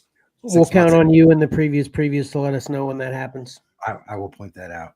Yeah. All right, now let me look up those things. I actually thought that it may have been solicited. I thought something brought this to my forefront before today, and I was like, "Hey, whatever happened to that series?" Mike was talking about that. It just kind of dropped off, and I saw it somewhere for some reason. So I'll look it up now. Okay. What you got, Pat? Well, first of all, I apologize in advance because I had to read the last 2 issues of this arc, and I was so busy doing pick 3 that I this may be a jumbled mess. I don't know. We'll see though. Nice. Okay. We're back on the World's Finest, Batman Superman World's Finest. This is issues 20 to 24 by Mark Waid and Dan Mora. This is the Return to Kingdom Come storyline. This follows up on issues 7 through 11 of World's Finest, where they introduced a protege to Superman called Boy Thunder. And I'm pretty sure I reviewed this. The big shocking spoil at the end. Mark Waid teased all along that this is the character of Boy Thunder would eventually turn into one of he was somebody known to DC readers for years, and it ended up being in the last issue they revealed it of the story arc. Boy Thunder actually evolves into Gog, the main antagonist of the Kingdom Come storyline from Mark Waid and Alex Ross. So this follows up on threads of that, because at the end of that, he was pulled away from the mainstream DC universe and lost in the multiverse. And Superman, they knew this was happening, and Superman says, David, Boy Thunder, we will do everything we can. We will not rest until we find you. And we sort of find out that that's what's been going on in the meantime, is they've been trying to locate him lost in the multiverse, and Flash finally finds him in the what we call the Kingdom Come universe. He alerts Batman and Superman, and warns them that this, in retrospect, you kind of know why he does this, but he warns them that the characters on the Kingdom Come world don't know there's a multiverse, so they think they're insulated. And so he gives them the use of the Flash treadmill, and Superman and Batman go off into this Kingdom Come universe, and they're immediately dropped in. Oh, and Flash tells them also, this is another thing, a little bit of storytelling, I don't know what you want to call it, ease of getting into the story. He warns them that not only are they going to be in the multiverse, but time might fluctuate. Because when they're dumped into the Kingdom Come universe, they're dumped in after all the heroes have died, and Superman is like, how could this happen? If I was here, this would not happen. Yada yada. So immediately they're shunted back, same universe but earlier in time, and they eventually encounter Boy Thunder. There he is. They found him, and he's going by the name Thunderman now. And at first it seems like it's going to be a happy reunion. He's like, Superman, I can't believe it. I'm so glad to see you. Then, of course, the last page reveal is, so I'm happy to see you, so I can finally finish you off once and for all. It's one of those kind of deals. Because he's been corrupted by Gog in this universe. I'll try to keep up with the covers, but it doesn't really matter. Basically, David Thunderman thinks he's been abandoned. He attacks Batman and Superman, and he's really laying into them, so they kind of retreat to get their bearings on this new world. Gog is basically subjugated, all the heroes. He has this power. We come to find out that he was like an original god even before the new gods on Apocalypse and New Genesis separated. He was sort of like the original one of these, omnipotent beings, and he has like sort of a power to bend people's will. So that's how he's sort of taken rule over all the heroes of this world, including the Batman and Superman of the Kingdom Come universe, which you kind of see there. They're fighting their doppelganger counterparts, whatever you want to call them. So can I ask a question real quick? Yeah. So, remembering Kingdom Come, it totally makes sense that the Kingdom Come universe, Batman and Superman, wouldn't be aware that there was any other universes based on what we know from Kingdom Come, correct? Right. So, my next question is this because when was Kingdom Come out? Was that early 2000s? I think it possibly may have been a little earlier than that. I'm not sure. I can look that up. Mike, you remember? I thought it was in the late 90s. Okay. Yeah. Okay, so late 90s. So this is the first time we've had any new Kingdom Come content. This is pretty cool. I think there was some follow-ups in between that and this. At about the same time, or like midway, or midway, I would say, yeah. Okay. Oh, okay. I missed those. Okay. It's pretty interesting, though. Okay. Sorry. Continue. Yeah. Well, so what we got here is, it's we got the same creator, Mark Waid, who did both, and so he's trying to fill in those gaps. Sometimes I think it works, sometimes it doesn't. But it all kind of makes sense, but. In addition to, I think they always sort of framed Kingdom Come as an alternate universe, Right. Yeah. maybe not even a multiverse, different version, but it was like Well, I an guess you alternate can kind of interchange those anyway, right? Whenever you feel kind like of. I it, guess so. I guess so. right? And where one multiverse world uh might be different, slightly different from the alternate universe. It's one of those things. Right, exactly. Yeah, that's what I Comic was book thinking. stuff, comic book Right. logic. Yeah. I was Um, thinking they could split a world we become aware of from the multiverse into multiple universes. This ever since exactly. the multiverse has existed, it's no holds barred. They're just anything Exactly. they want. Yeah. Right. Um, okay. So they kind of get, let me see here. We find Sorry. out that God, it's all right. Cause like I said, my review was already kind of scattered to begin with. Okay. Some things we find out is that, in addition to having the powers that Gog has, he's stolen Metron of the New Gods, his Mobius chair. So he's able to, and by the way, Gog is aware of the multiverse. He just doesn't, he's not telling anybody about this. So we're supposed to believe that he was aware to it back during the events of Kingdom Come as well, basically. Yeah, but it's Magog. This all gets sort of confusing. I apologize.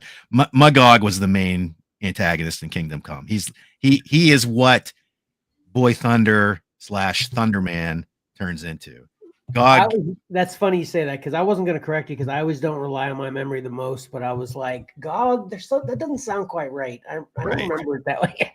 So Magog, right? Yeah. So Gog was the original big godlike being. He gave his powers to Thunderman, who became Magog. Okay, gotcha. Okay. And he was the one, basically, in Kingdom Come, to rehash it a little bit, he believed that Superman had grown too soft, and it was sort of Mark Waid and Alex Ross taking a hit at the 90s heroes who were extreme, and Superman's passe, so a new regime has to come forth, and that was what Magog was.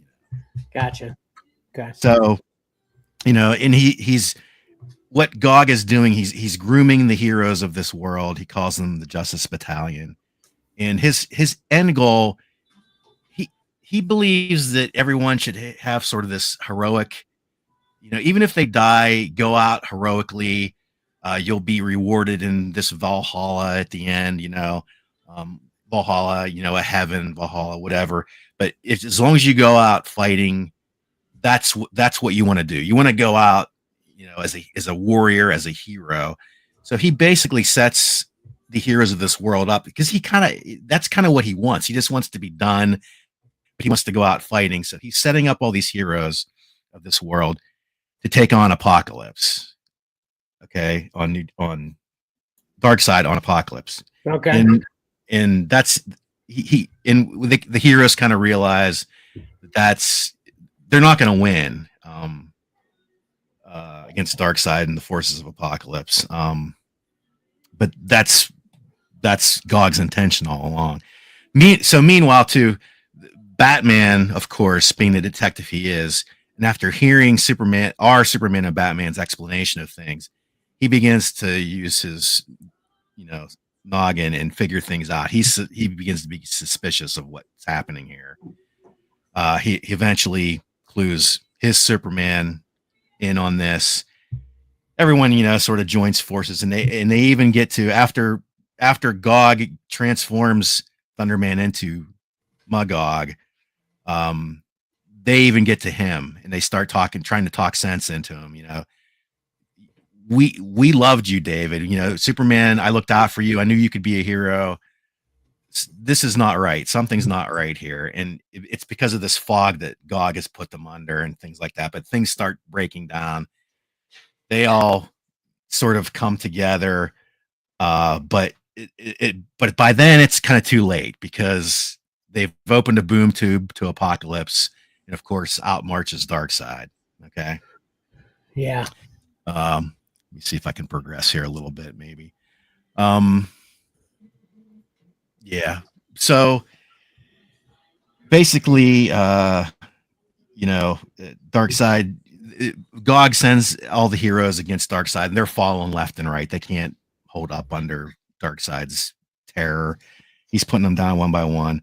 But the two Supermans finally they've decided, you know, if there's one person that can take Magog out or Gog out, it's the Supermen. So they've realized that this is another weird thing and a little bit of maybe plot manipulation. They think that Gog has the anti-life equation, and that's always what Darkseid's after, right? He always after the anti-life equation. Right. They think that's part that actually comes from Gog originally, way back when. So their intention is to get Gog out of the picture, because if Darkseid gets a hold of this anti-life equation, that's always the thing, right? If Darkseid gets the anti-life equation, that's the end of everything. Yeah. So they try to take Gog out. They say if it takes the combined might of both Supermen to do it, they do that. But they're trying to get Gog away. He's defeated. They're trying to separate him from Darkseid.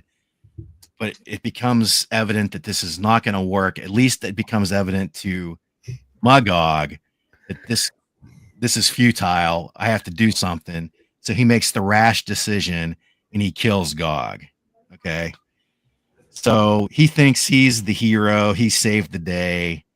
But and this is also where I have a little bit of problem with this, because, you know, I get it, because it's sort of like that go back in time and kill Hitler thing, right? Because it's like you're Magog thinks he's doing the right thing, getting rid of the greater evil, but Batman and Superman immediately go after him, saying, yes, but you can't cross that line. You can't be killing people like this. Right. But he's trying to explain them. But if Darkseid would have gained the anti-life equation, they're like, no, you've killed now. And it's like, yeah. Right. One of those, you know, moral dilemmas, I guess. Yeah, I guess. Ones we'll never have to experience in reality that they keep putting on us in fiction. Yeah. Yeah. So basically, it kind of wraps up the spec. As soon as this all happens, you know, Magog is sort of flexing, you know, on Darkseid. He's saying, you know, you just saw what I just did to Gog. You know, you've lost. Don't even try it with me. I have this, you know, this power I can take on Darkseid. Darkseid basically just says, yeah, okay, we'll see about that. You know, and just the time is not now. I'm going back to Apocalypse, and you'll see. You'll have your day with me at one point, but it's not going to be today. Is basically how they kind of ended that. The Spectre arrives, you know, and he was sort of a big focal point of Kingdom Come as well. And basically, you know, Batman and Superman from our Earth are like, this can't be how it ends, you know. What's going to happen here now? Because Magog is kind of taken off. He goes, well, when you guys decide what my punishment can be, you come find me. Because I can't even, you know, I'm done with this. Because I thought I was doing what was right. And part of this too, part of the whole backstory of this whole thing is he was a young kid. He was thrown from dimension to dimension. He had this great power. Superman and Batman tried to help him, but at heart, he's still sort of like this kid. And so he's going to make these bad decisions, right? So he's like, okay, I'm done with this. He walks away. Spectre kind of says, here's what happens, and they give you sort of like a brief synopsis of, you know, the events of Kingdom Come. And Superman and Batman are, you know, sort of like, but Superman especially, he's like, because, you know, in that world he had kind of given up, and Batman gives him like sort of a pep talk and says, that's not the case. He goes, you thought you weren't needed any longer, but other people didn't think that. And you shouldn't think, you know, sort of along the same lines for David, Thunderman, Magog. And so they give you one last sort of nice, you know, sort of bow on this whole package, that Spectre lets them see further into the future. And it you know, it's Magog, sorry. I'm going to get people even more confused. It's Magog after the events of Kingdom Come. And he's by a graveside, and our Superman and Batman appear to him and say, you know, you you write your own future, you can change. And then it shows like a flash forward to Magog leading like a new generation of superheroes, and that's kind of how they tie things up in the end. Is that, you know, he's trying to redeem himself eventually, you know, and it maybe Superman and Batman actually did have that impact on his life and were able to get through to him and turn things around for him. So, you know, that's a lot. The stories kind of read fast, but there's a lot to them. The writing is good, although I think there's some little twists and turns that were a little too easy that Mark Waid put in there. The artwork is fantastic. Although I will say, when I went to gather these covers, I really like this cover. That's a pretty good cover. But then the other ones, they're just sort of okay. I think, and Dan Moore has turned up in our pick 3 a lot, I think, and I generally like his covers, but I think he's a better interior artist than he is a cover artist. When it all comes down to it, he's very good. I just think some of his covers are not on that spectacular level that I think nowadays companies hire, cover artist specific artists. You know what I mean? Yeah. More flashy or more pin-up-y, whereas he's in that vein of still telling the story that's inside the book, maybe. Yeah. They don't come as cross as, in your face and as pleasing on the shelf as some of the other more modern cover artists do. But I'm not trying to knock him. It sounds like maybe I am, but he is a very solid interior storytelling artist. Because of that, and because of the story, and because of Mark Waid playing in the DC universe, tying things together this way, I'll definitely give this a get it as I continue on. These are from a couple years ago, I think. But at this point, like I said, I was so behind in my DC Batman, and I just got on that sort of Batman kick, and that's what led me to try to catch up on World's Finest too. But, did you read 1 through 19 of World's Finest? Yes, yeah. Does this story, can I just go grab 20 to 24 to read this? You could, but I would say, like I mentioned at the beginning, issues 7 through 11 are what introduced David / Boy Thunder / Thunderman / Magog. Oh, okay, gotcha. Okay, and that's that was sort of the whole first part of this story. To make it easy, just start at 1. Right. You could. They're all very good. But to get the main gist of this storyline, I would recommend 7 through 11 and 20 through 24. Okay, I've got a few more questions. Yeah. First of all, what is your pick?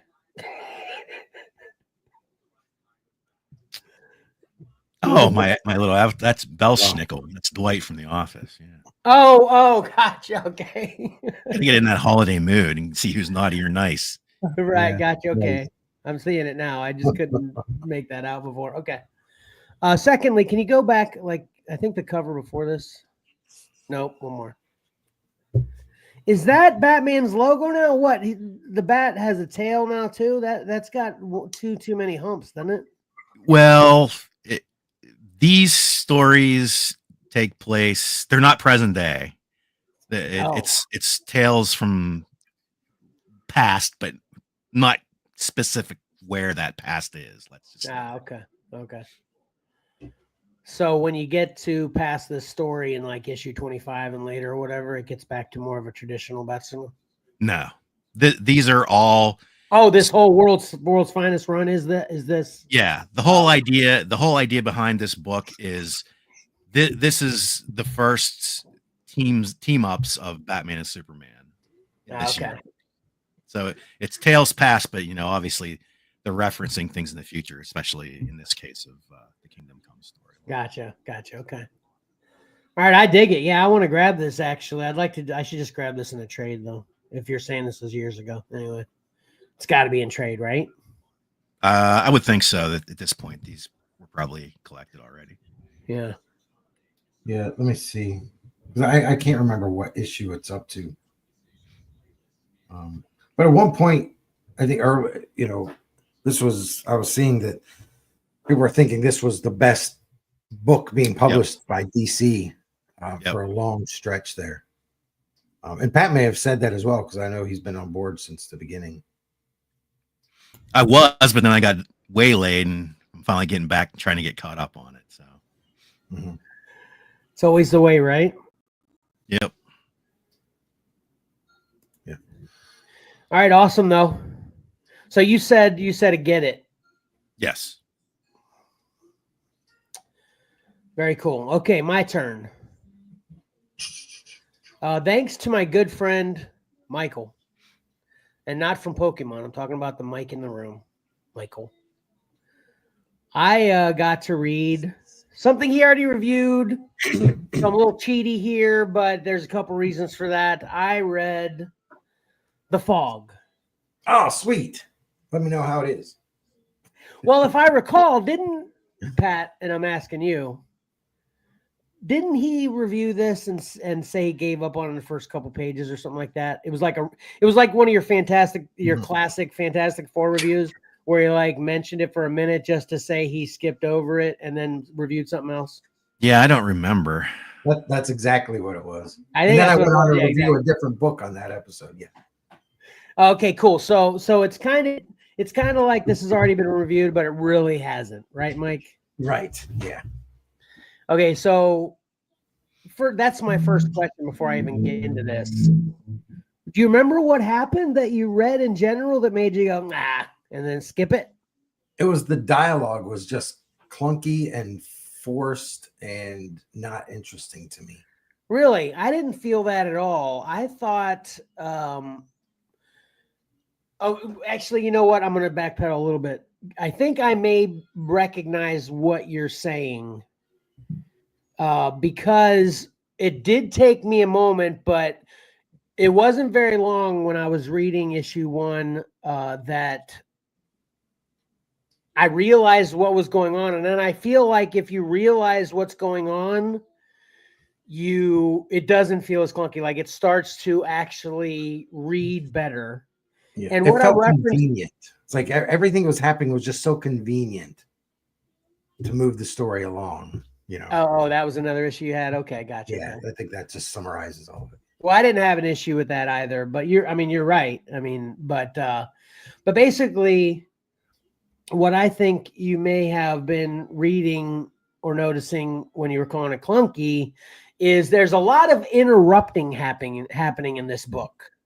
Like, because what happens is, so to get to the review now, first of all, this is the cover, and I meant to ask you too. You didn't clarify this with me, Mike, so I want to clarify now on the air. Not to put you on the spot though, because no judgment either way. Are these my books now? Yes, if you like them. If not, then they're Xcellar's books. Xcellar? Okay, Yeah. okay. Yeah, but I do love this cover. I highlighted this cover. It's fantastic. Okay, that's great you say that because I was gonna say I wish you had this cover. Oh. It's so funny. That is funny because I purposely bought that cover. Okay, see, I didn't like this cover, and when I was looking the covers up and I saw this one, I was like, man, look at that one. That one's cool. It's got the pirate ship and everything. And I shouldn't say I didn't like it. It's just it didn't strike me as special or whatever. As soon as I saw this one, but this is the same cover. This is the same book. This is issue 1. The two of the. It seemed like there was many covers. What was there like 5 or 6 covers for each issue, right? Yeah, there were a lot to choose from. Yeah. But yeah, again, I read this issue. This is the cover specifically. And this is The Fog. And again, with my teaser from the top of the show, I said I reviewed 2 prequels and 2 sequels.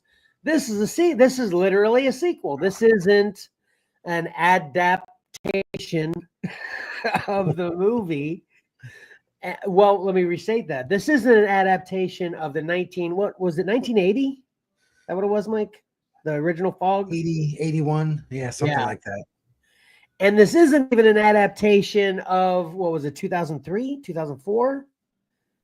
Yeah. So there's 2 Fogs.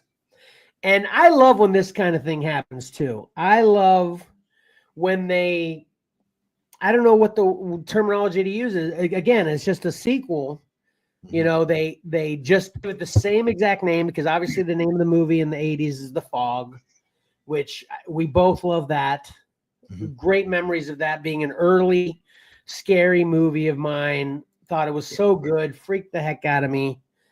It's nothing but great memories for me in my head with that movie, which I want to rewatch it now, of course. I've rewatched it within the last year. Does it hold up? For me, yeah. Okay, cool. I can't wait to do that. Then that helps me. So then also in the 2000 whatever, The Fog, that stars Smallville Superman. What's his name?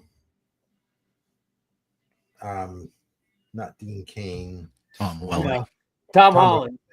Wait. Tom Welling. Not Tom Holland. Yeah, Tom Welling. Yeah, right. Tom Welling. Thank you, Pat.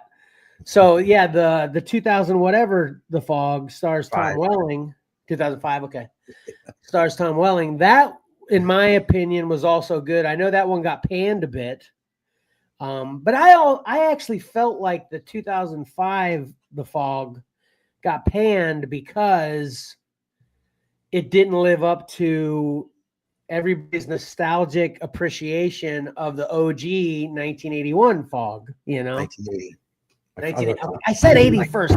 You did. I said 81. I missed you. Anyway, but I liked it in its own right, because one thing, and that's what I'm talking about here with this being sequels, is I appreciated how it just continued the story. Essentially, obviously had the same feel, but it was a totally new story. I think the original DJ from the original 1980 Fog was actually in the 2005 Fog as well. So that was pretty cool. Remember that chick? Adrienne Barbeau. Yeah, Adrienne Barbeau. Is it Barbeau? Or, yeah. Adrienne Barbeau. Adrienne Barbeau. So anyway, wasn't she in the new one too, I think, in the 2005 one? Let me look at the cast. I don't know. I think it might have been like a cameo. So I don't think Probably. it was. She would be way down probably in the cast if you're looking. But anyway, I'm bringing all this up because then this comic book, The Fog, is another continuation of the story. Like, this book references the 1980s event for this small town and the 2005 event for this small town. And I thought that was great. You know, just that in general was awesome for me.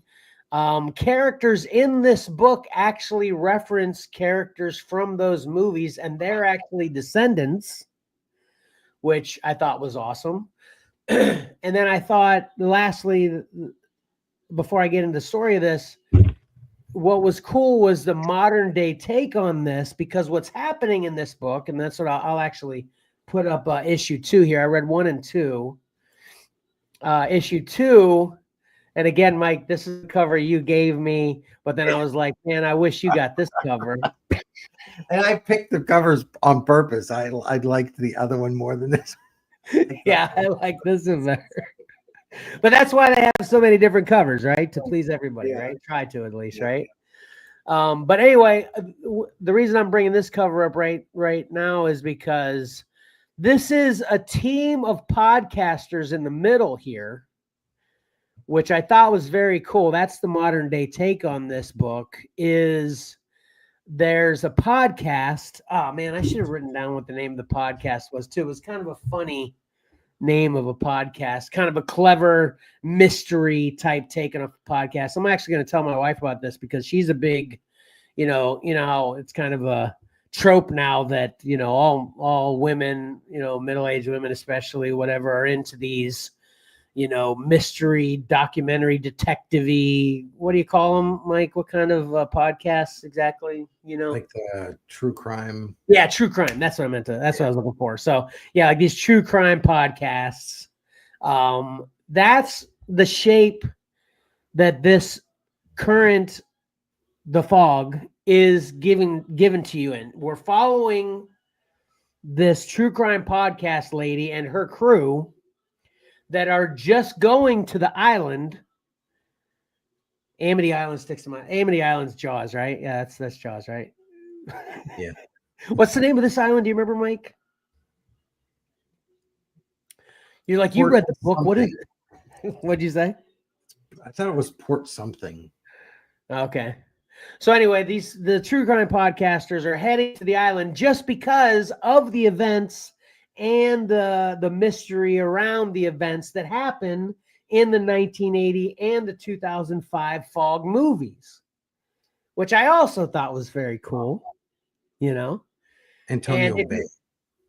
Say again? Antonio Bay. Antonio Bay. Okay. So the whole reason they're going there is just because they're making a podcast episode for the movies, which is great. I love that take. Okay. And what I was now to get back to what you were talking about, how you thought the writing was kind of clunky. There's a lot of interrupting happening because the leader of this podcast crew, the true crime lady, she's like on point with details, right? So like she continues to talk while other people are talking, which I got to kind of like. It was kind of an endearing quality to me for her. She was like telling a story and then people would interrupt her with some fact or tidbit about the story and she would just continue on with the story. So that's why I feel like maybe if you're just reading it, if you aren't really tracking who's saying what, because obviously even though there's either pictures in a comic book, you have to, at least I do when I read, you need to be looking at who's actually speaking. And when that changes a lot, panel to panel, if you're looking at the wrong person, you can kind of get it wrong in your head. You know what I'm saying there? Yeah. So I feel like it took me a minute to track that after the first few pages. So I feel like if I were going to be you and try to check out at that point, that may have been where you're coming up with the clunky terminology. I don't know, So anyway. So like I said, this can, the first issue is pretty much just introducing the characters. Get back to that. The first issue is just them introducing all of the players, refreshing the lore of the island, or what you call it was the bay, that takes place in 2005 and 1980 is basically there's a pirate ship that's full of lepers. And basically they've put themselves on this is kind of the lore. They put themselves on a pirate ship and kind of out because obviously leprosy is extremely contagious. So they've kind of separated themselves for the good of people. But then someone gets wind that they have treasure on their ship. So the people from the bay go out to the ship, kill them all, sink their ship, and take their treasure. So now the ghosts of all these lepers, which, the whole leprosy is a real thing, but the whole stigma of all lepers, they're all like, they're missing limbs and right. ears, Body parts. Yeah. So all of these, people, the lepers from the ship are coming back from, from the unknown, whatever.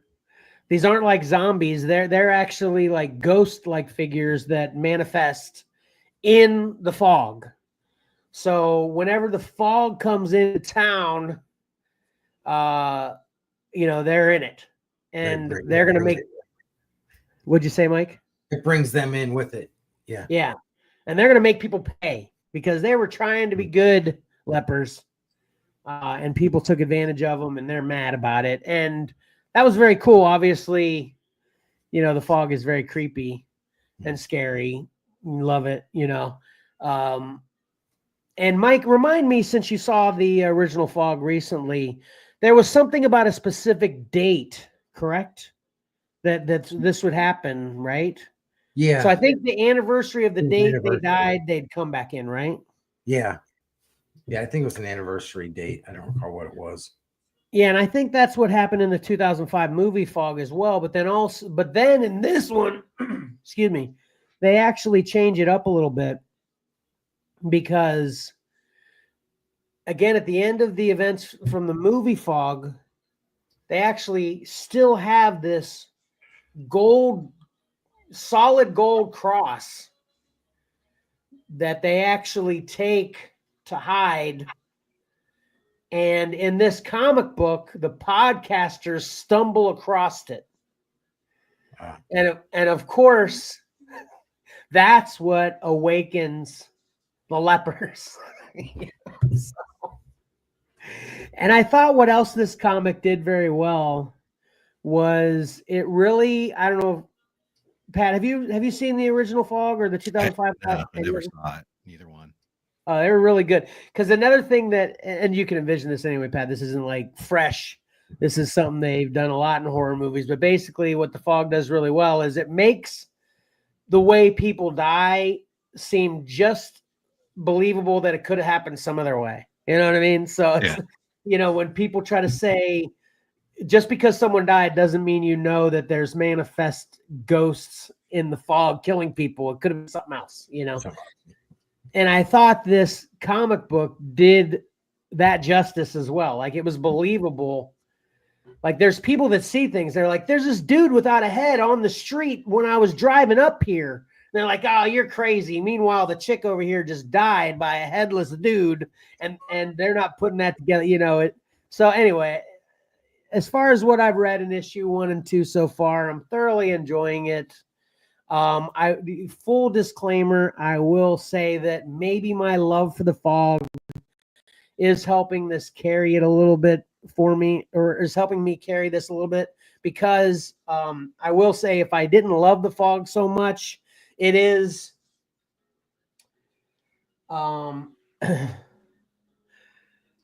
it's just ridiculous, about how what you're supposed to believe is actually believable in this, is ridiculous. But I don't care, because I like the Fog, and I remember how it was in the movies anyway. So I'm gonna give the Fog definitely a get it, and I will say, if you saw and loved either one of the original Fog or the 2005 Fog, this is a must-have. If you want to trade something for these, no, it was a gift. You gifted it. I didn't say no. If I'd like to trade back, I want these back. They sound awesome.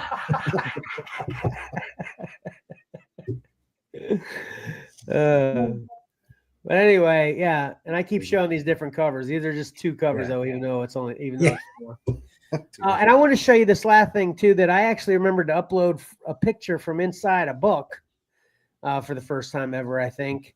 I also want this.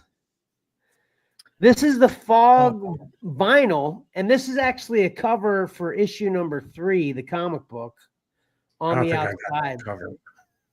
Say that again, Mike. I don't think I got that cover, did I, for issue 3? No, You've got the cool one, though. This is a cool one for issue 3, though, the one with their faces coming out of the water. Oh, yeah, that's right. Yeah, that is. I like that cover a lot.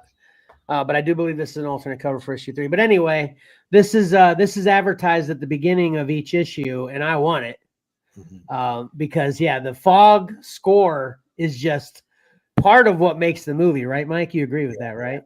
Yeah, that's John Carpenter. He did his own stuff, so he has that real style that's all his own. Yeah. So this being a comic book cover art on a sleeve for the record, and then having the record be that way, I definitely would love to have this. So thought I'd share that as well. So I have to go back before we move on, and I'm just a book of errors today. Okay, so this is the hardcover. You can get it in soft cover as well, but this is the hardcover that I have. Kong, King of Skull Island. Joe DeVito is the one that did all the artwork here and stuff. And I'm wrong. This is just a retelling of King Kong. So really? Based on this, I made the connection with Joe DeVito doing the covers, and he did. And this is published by Dark Horse, and he did the art for this. Illustrations for this. So, but yeah, this is just a retelling of King Kong. Really? Oh, okay. So it's not even like Skull Island was like a or what? No, right. prequel, right? Yeah. Mm-hmm. Right. This is just it's a retelling of it. Huh. And I remember, I got this years ago, and I think I started reading it, never got around to finishing it. It's pretty cool though. Pretty cool though. Still, even if you remembered it incorrectly. So yeah. So I had to correct that. all right, cool. Oh, and another. I know I had two things to correct. Okay. It's right. The trade paperback has been solicited, and it comes out January 29th, 2025, and it's $20. Are we talking about for Kong or World's Finest? Kong. Okay. Did you look up World's Finest? Yeah, I think it's on like issue 37 or something. No. Whether there'd be a trade up to 24 yet? Oh, let me Because see that's. And Pat, am I wrong to think this or not? But doesn't it seem like trades are coming out a lot fast? Like I feel like you can get to issue 10 and they'd have a trade out for 1 through 6 already, right? Yeah. It's like sometimes why buy singles at all? Just just wait. Yeah. Because the value's there. Because isn't that typical for a trade? I'd say 6 issues, right? Yeah. And that would cost you $24-$30 depending on what cover you get or whatever. And what's a trade, $14.99, something like that. So it's the value's there too, Yeah. Yeah, I can't find it. All right. All right, cool. That was good stuff though. I think we had nothing but at least get it's today. I love when that happens.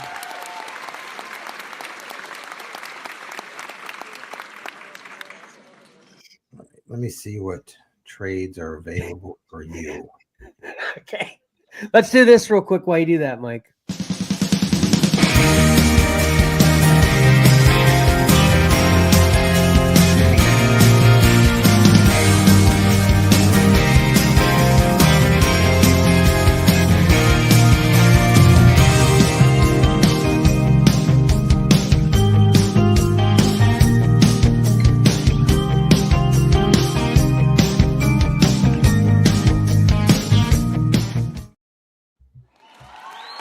Nice.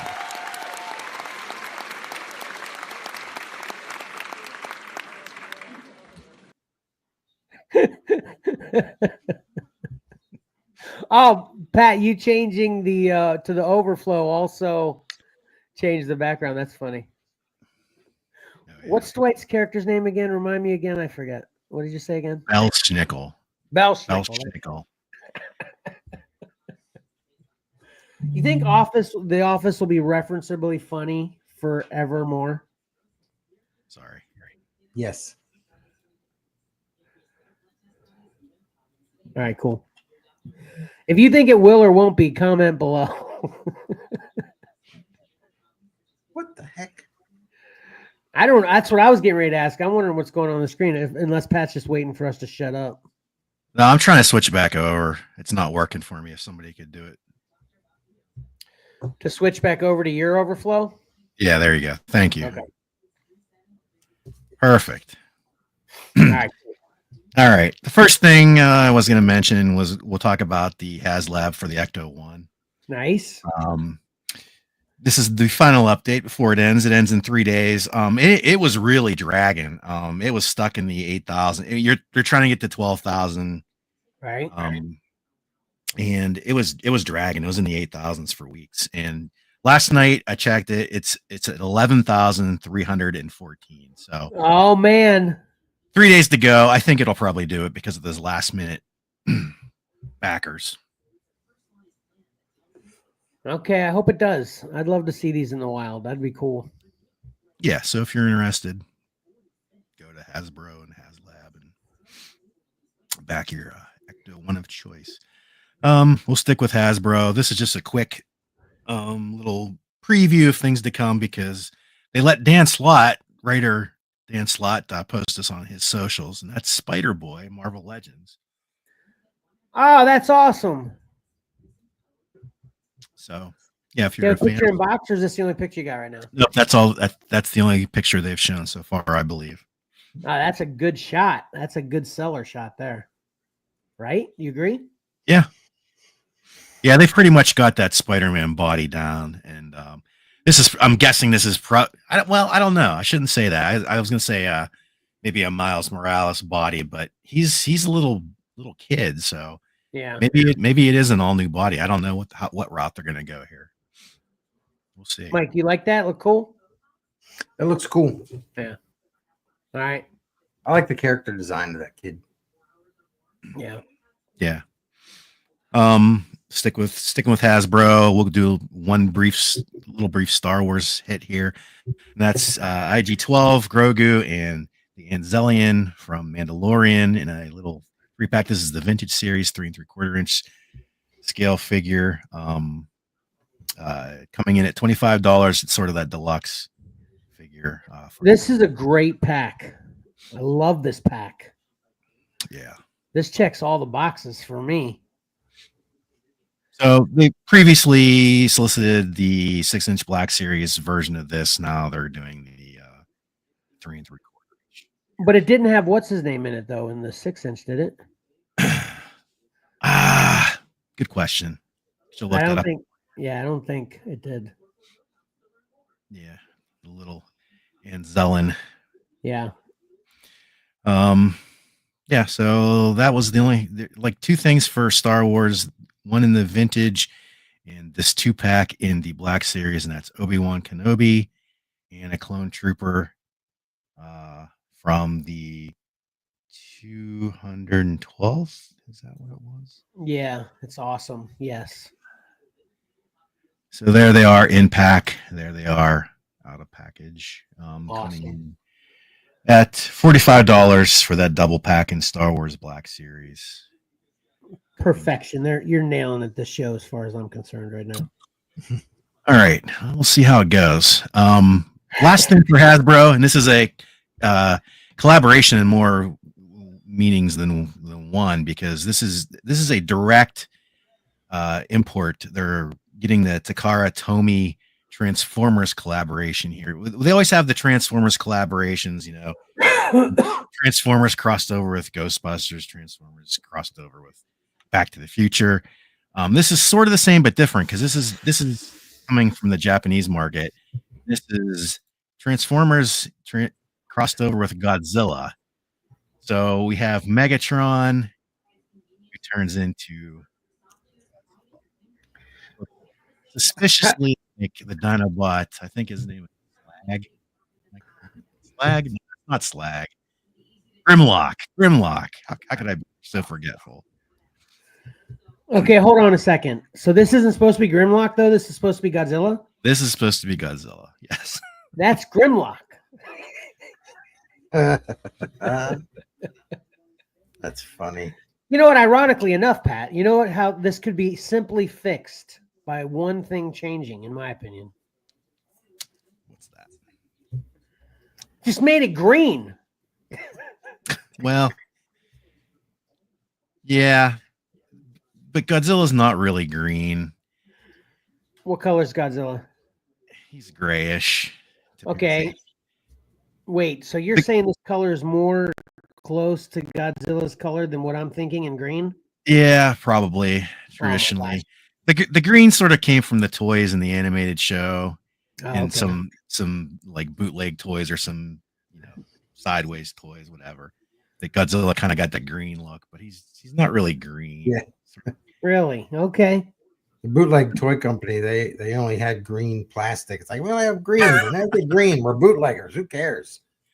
In all fairness to kids, if you're buying toys, what looks better, green or gray? You know, Green.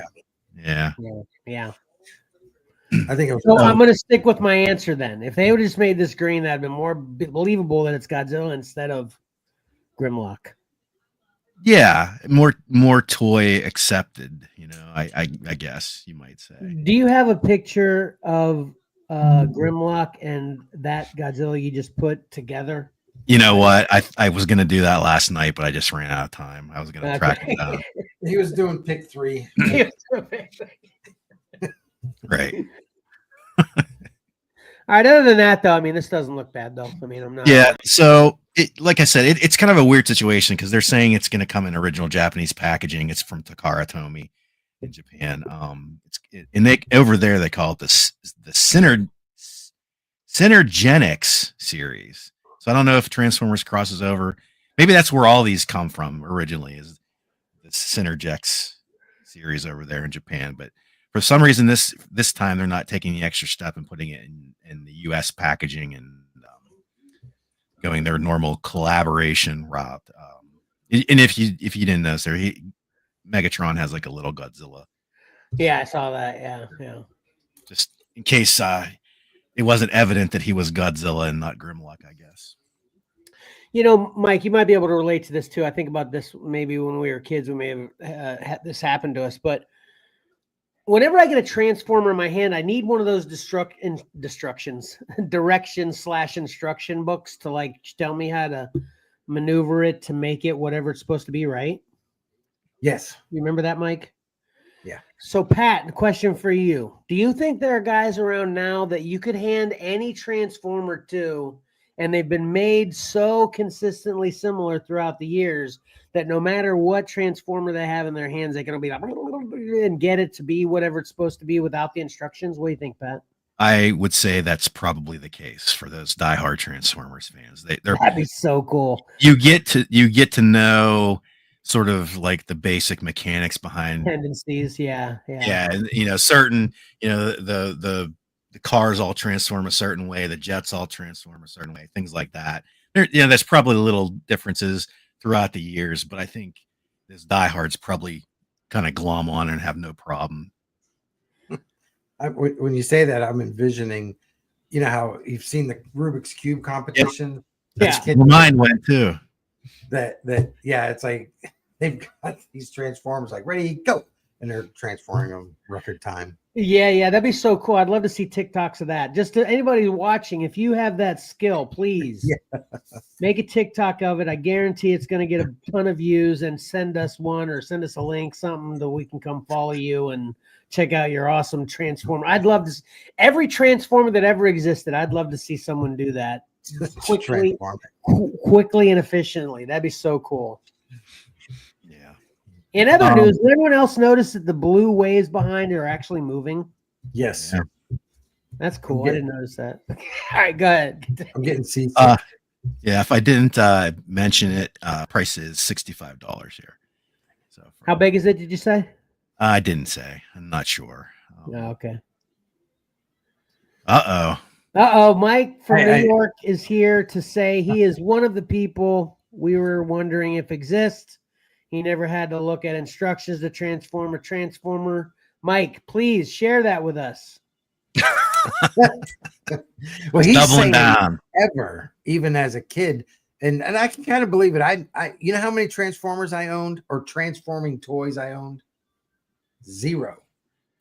So I was never good at. I would say I had a couple bought for me when I was little. Yeah, I didn't have any. So I still to this day. So I don't know whether Mike is willing to hook us up with with some kind of video showing us how he can do that, but or he's just that's an idea. Yeah, you buy Mike from New York a brand new Transformer and send it to him, and he has to do an unboxing video and then transform it. Yeah, that'd be great. That'd be great. Look how fast I can transform them. Nice. Good job, Pat. Thanks. All right.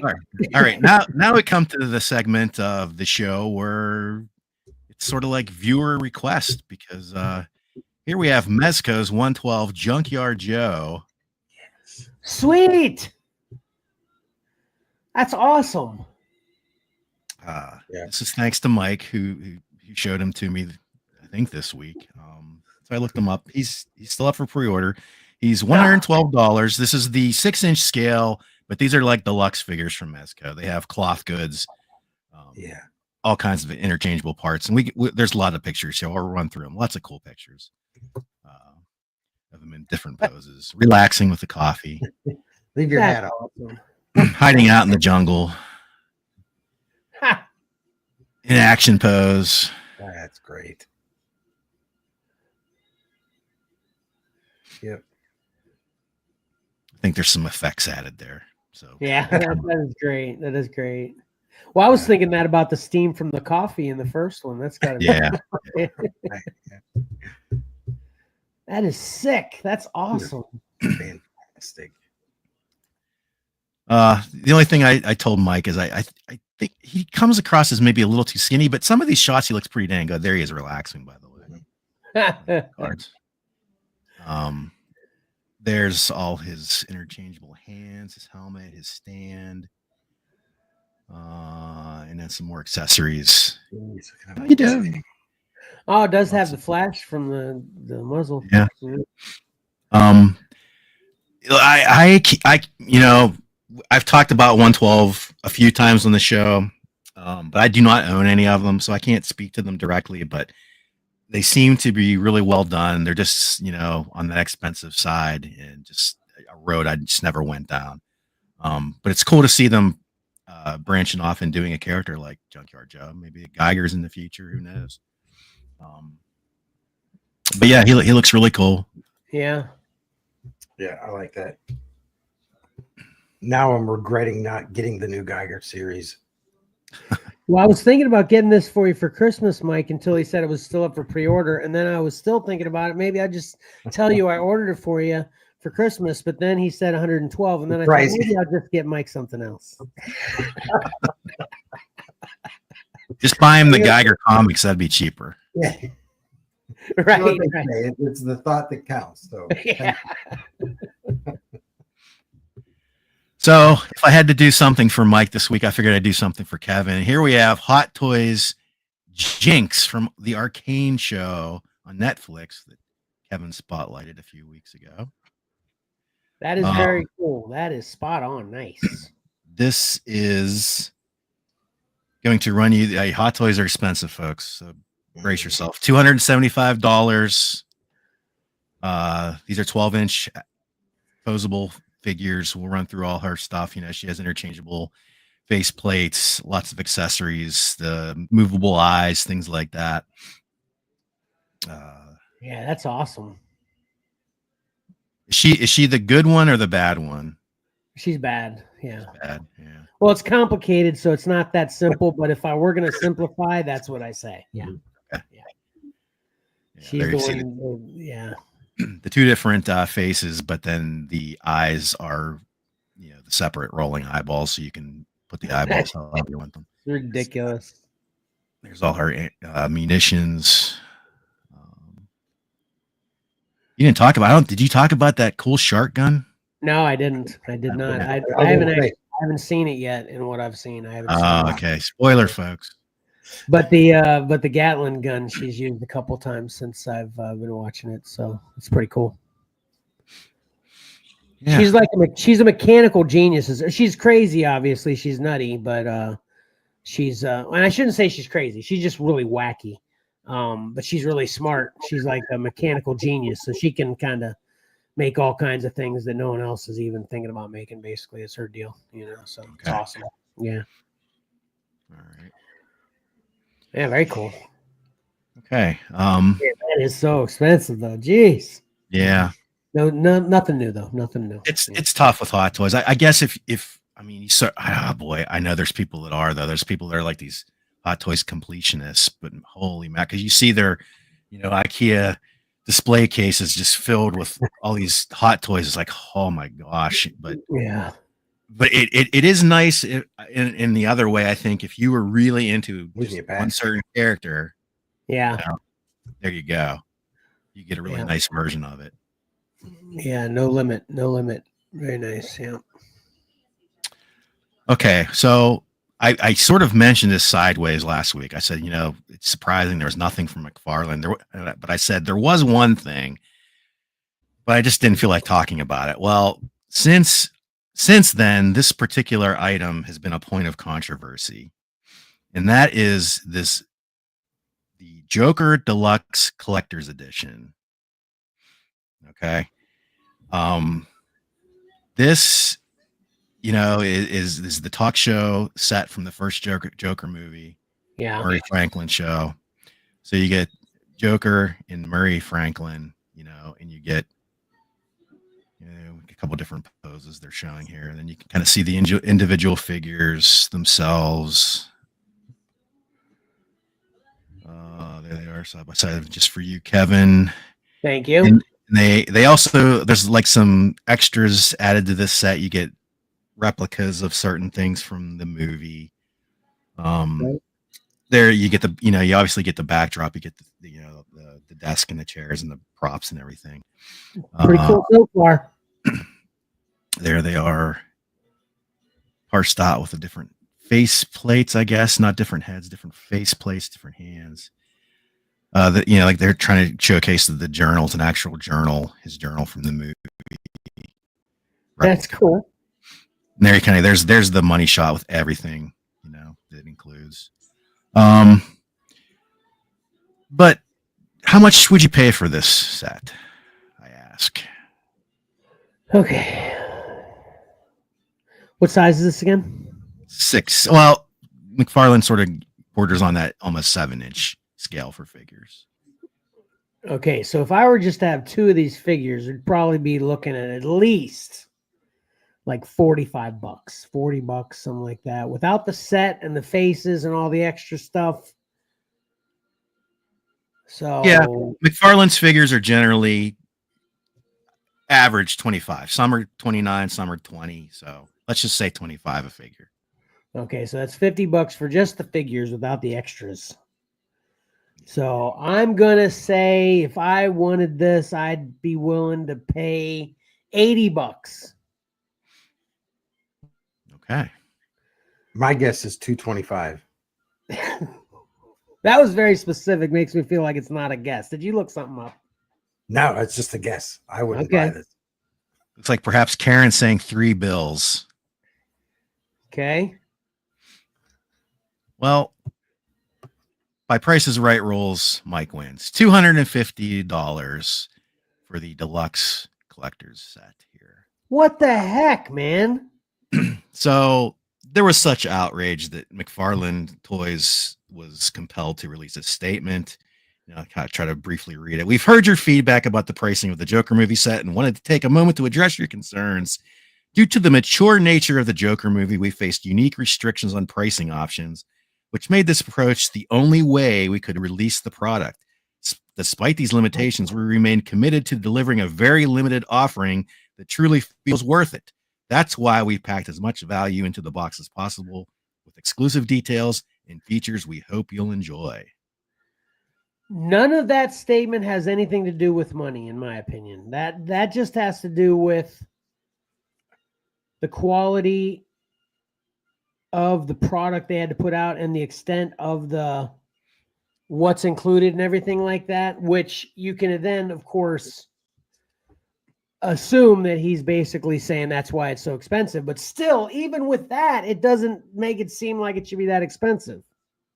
Yeah. Right? Well, the licensing maybe we're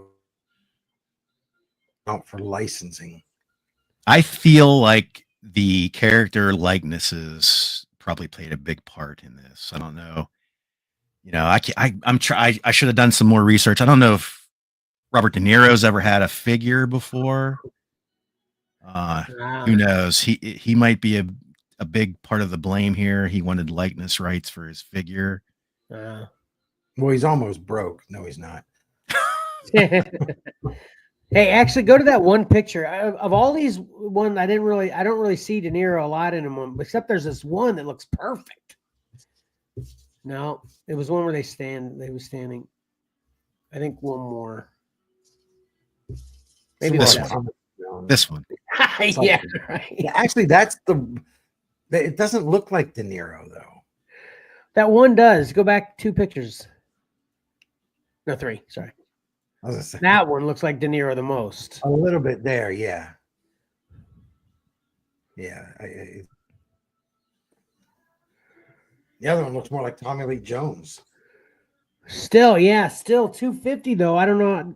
See, that's what I feel like that statement. If that statement was truly genuine and caring about the feedback they were getting of the cost, it should have broken down the cost. Hey, it costs us, blank to get the licensing just for some of the character, break down how the costs so much, but the explanation doesn't fit the cost complaint, in my opinion. I don't know. What do you think, Pat?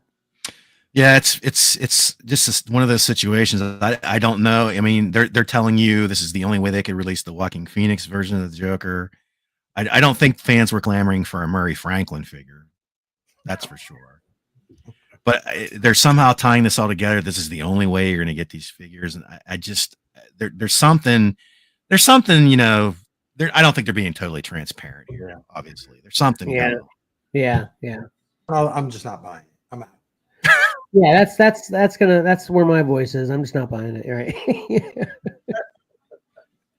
You know, and one of the takes I heard from another podcast was, you know, you buy this. Unfortunately, they feel like this is going to happen. You know, you buy this from Amazon. You obviously people want the Walking Phoenix Joker. They're going to swap the Walking Phoenix Joker out with some other Joker and just send it back to Amazon as a return. Genius. Done. I'm not telling the people out there watching the show to do that. Good disclaimer. Good disclaimer. It's not the views of Xcellar Comics or our sponsors. Nice. You know, I do know someone who thinks this movie is perfect, though, quote unquote. Yeah. Maybe he'll get it, and then I'll be able to see this in person. That'd be interesting. Was this from the first one? Because I haven't seen either of them. Yes. Yeah, it's from the first one. Yeah. Oh, okay. The second one's a musical. What I heard.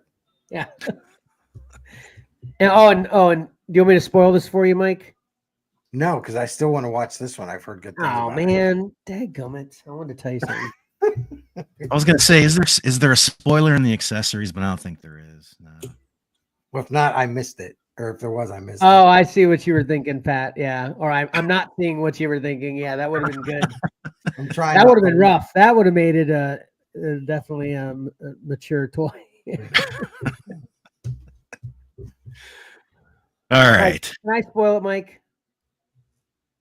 I guess we're beyond spoiler. I mean, there's a sequel already. You can Okay. just say things don't go very well for Murray here. Right. Yeah, let's just say it's impossible for Murray Franklin to be in the sequel.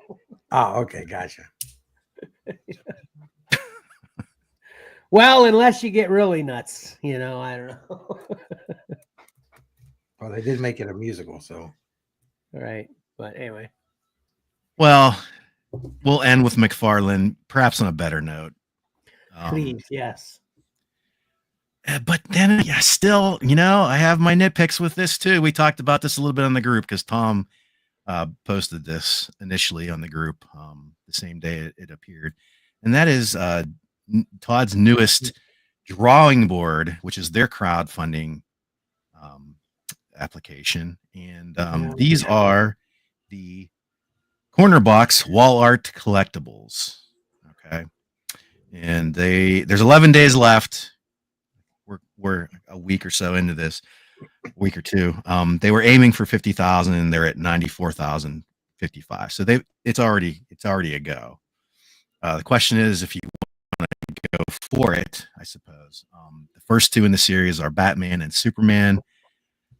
We can show them side by side, and there it tells you how big they are. They're 16 and a half inches tall.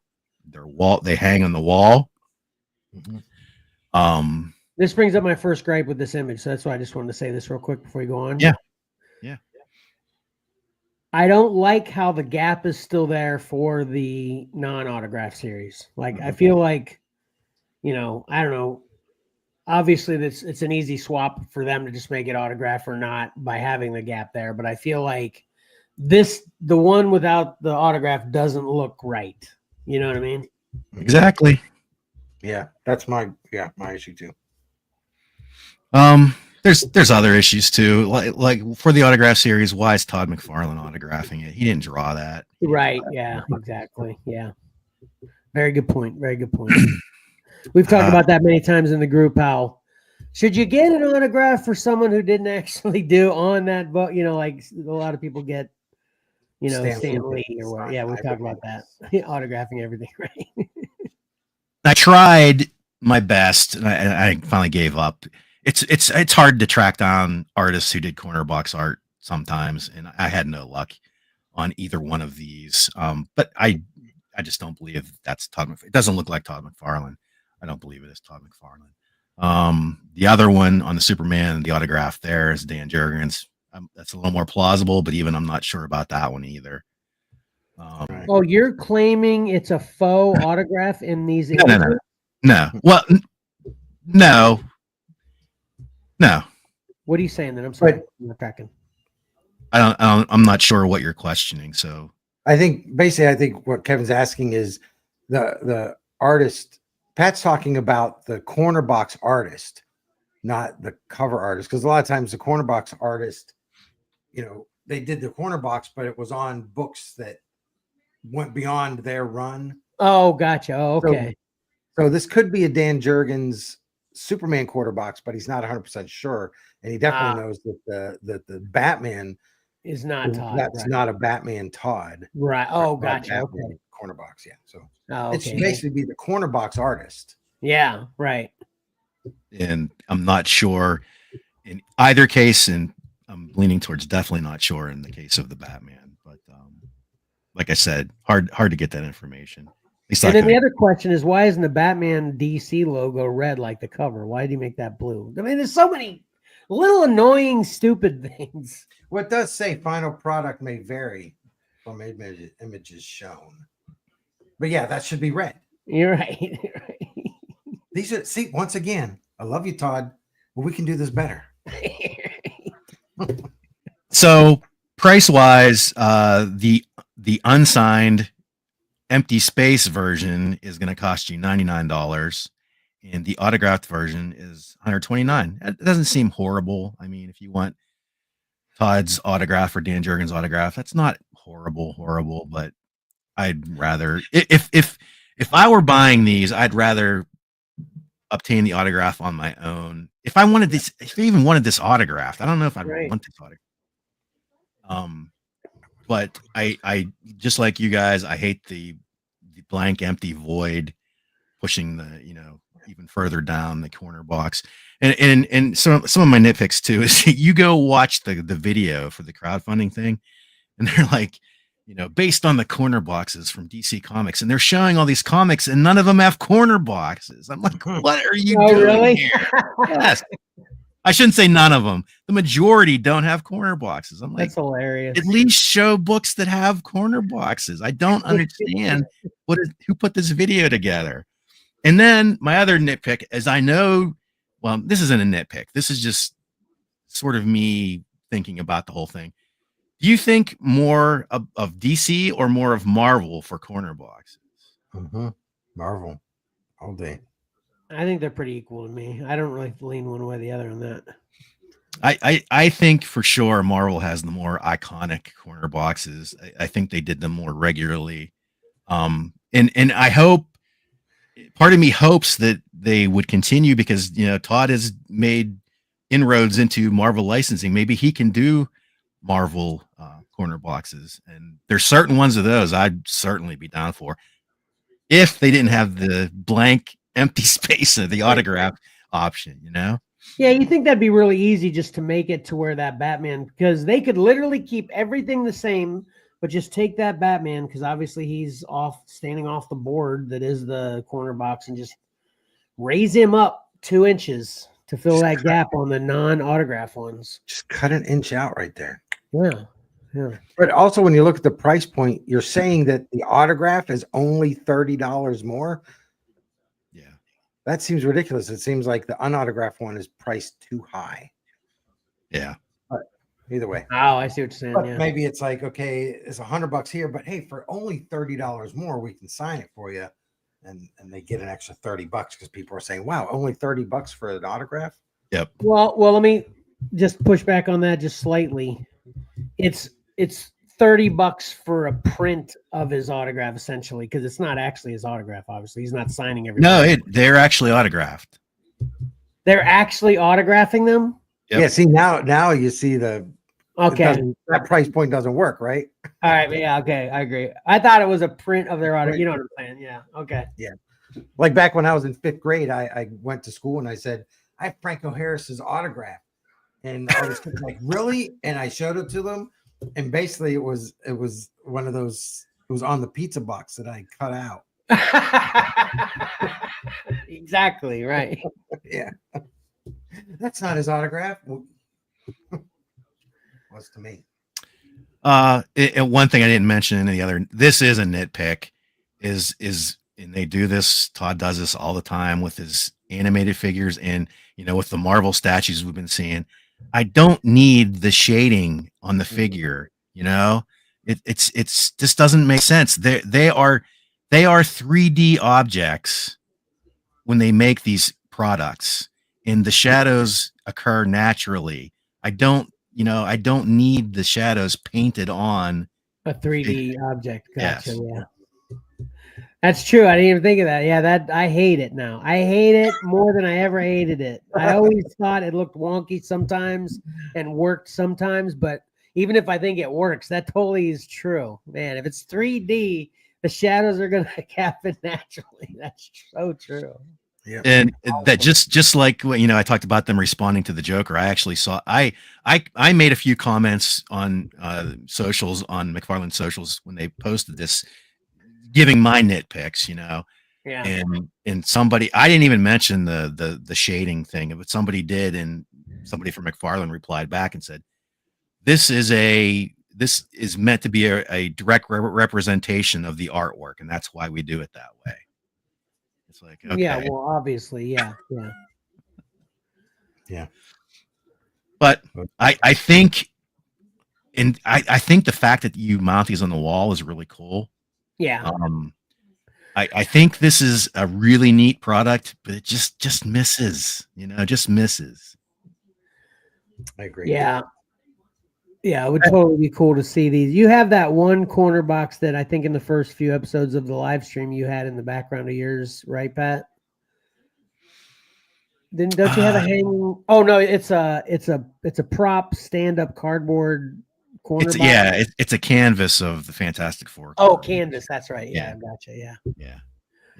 Yep. Yeah, it'd be cool to have something like that in the background. Yeah.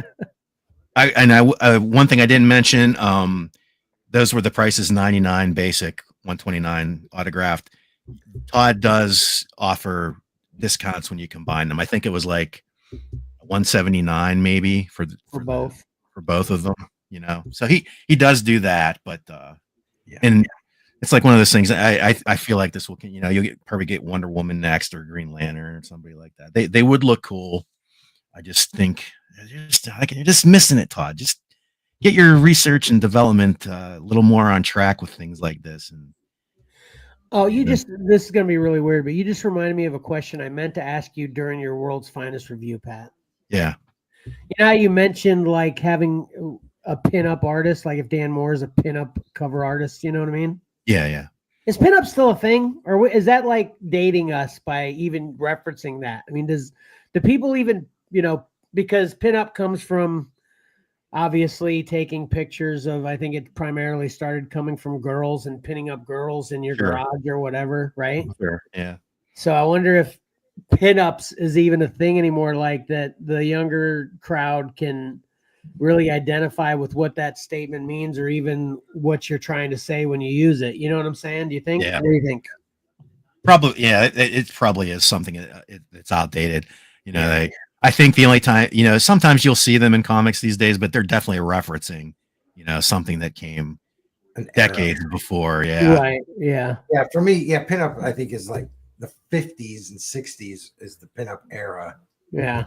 I think it's like before posters, they would just take magazine, and pin them out and pin it up. Yeah. All right, cool. Okay. Yep. Well, that's it. That wraps up the horizon for this week.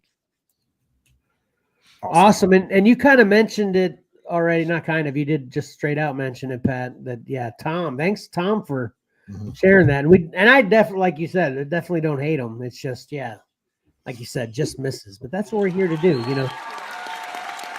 Give our thoughts on this stuff.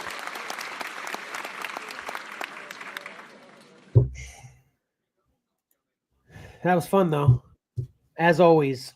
All right, ready to wrap this up? Yep.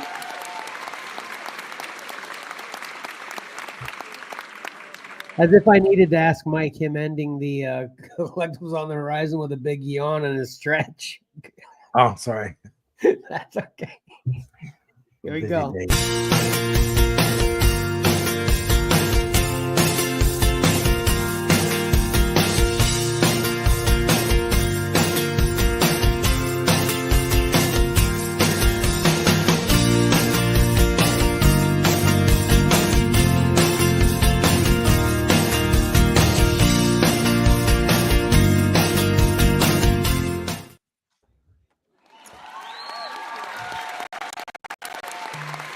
All right, Mike, what do you have to unwrap and what is your recap?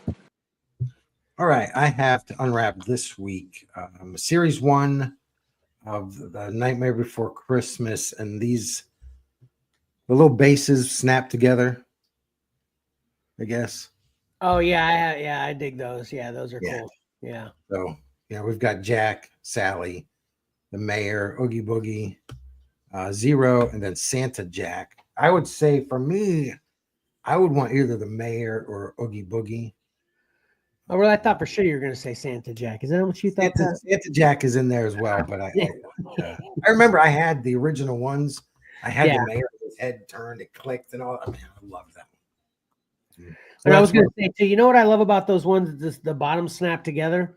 It's like even if you have a few of them, they're small, but then you basically make kind of one big piece when you snap them all together. You know what I mean? So I always dug that. I had a thing. So if we go back to what Kevin watched, he's saying that you should definitely watch Viking Guy and Witch Lady, or as other people know it as Dune Prophecy. Right. Yeah. All right, we got the base. Okay. And, sweet, winning all day long. Nice. Oh, his head doesn't spin, but oh man, so close to perfection. But yeah, these are great. This is excellent. Yeah, he's great. Yeah, yeah. Mike Kevin. Mike's from New York's trolling. Yeah, so Yes. Get out of my chat, Mike. Get out of my chat. Kevin, this doesn't have instruction manuals because nothing moves. So yeah. Even though Cora's going to steal this from me. I know it. All right. Cool. Very cool, though. I think, we should never open anything if it isn't on the show because we have great luck with opening what we say we want on the show. Doesn't it seem that way? Yeah. Yeah. Only open it if it's on the show. All right. What you got, Pat?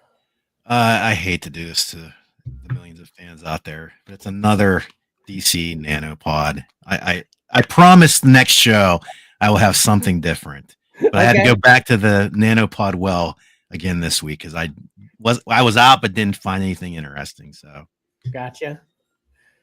Well, it's still a mystery open, so it still qualifies. Don't worry about it. Don't worry about it. Let's see. I Flash and Superman are back behind me there. Let's see who we got this week, and it is Wonder Woman. Man, nailed it. And I just say nail it because it's not Flash or Superman, so right. Yeah. And I guess for my recap, we can say that at least Wonder Woman's face is not as annoying as Miley Cyrus's face.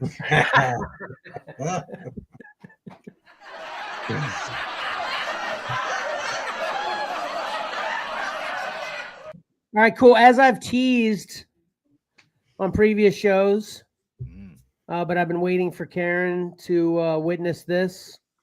Got the Mandalorian cutie cuff, which of course I am hoping to get Grogu so I can pass this on to my sister. And yeah, also talking about not only my what Kevin watched, but also my review that whether it's a prequel or a sequel, you can get some good and some bad. But I would say of my experience with all prequels and sequels, hey, Karen, stop sharing that garbage, okay? We don't need that. We don't need kind of trolling on our show. Not fun. So anyway,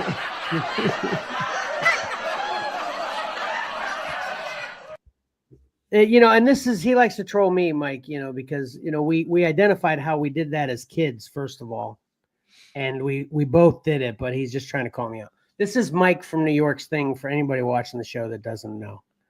So I'm just over it. So anyway, prequels and sequels are equally as good, and from everything I watched, they all qualify as good today. And read, they all qualify as good today. I already snuck a peek of this, and I'm going to restate again. Everything I'm opening will be on this show. Because, boom! Nice.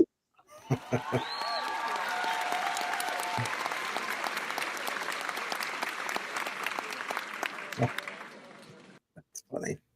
He's winking. Apparently, I Yeah. didn't. And then is this what you're supposed to do? There you Oh. go.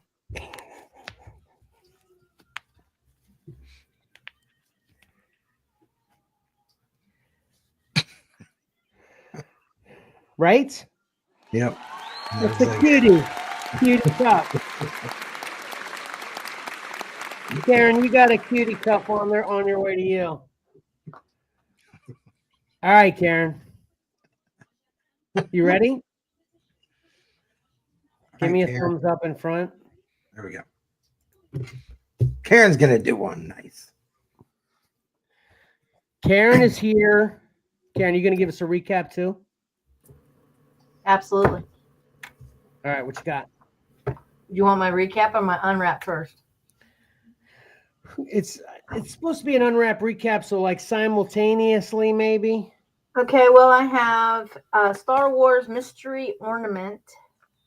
Since we're getting close Nice. to Christmas.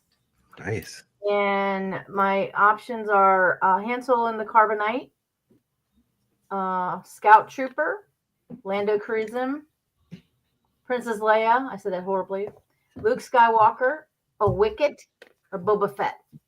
So, I Lando want Wicket, but if I get Boba Fett, we know who's getting it. That'd be cool. That'd be a cool trade. You And got to my recap is watch the movies The Fog before reading the comic books The Fog. Mm-hmm. Nice.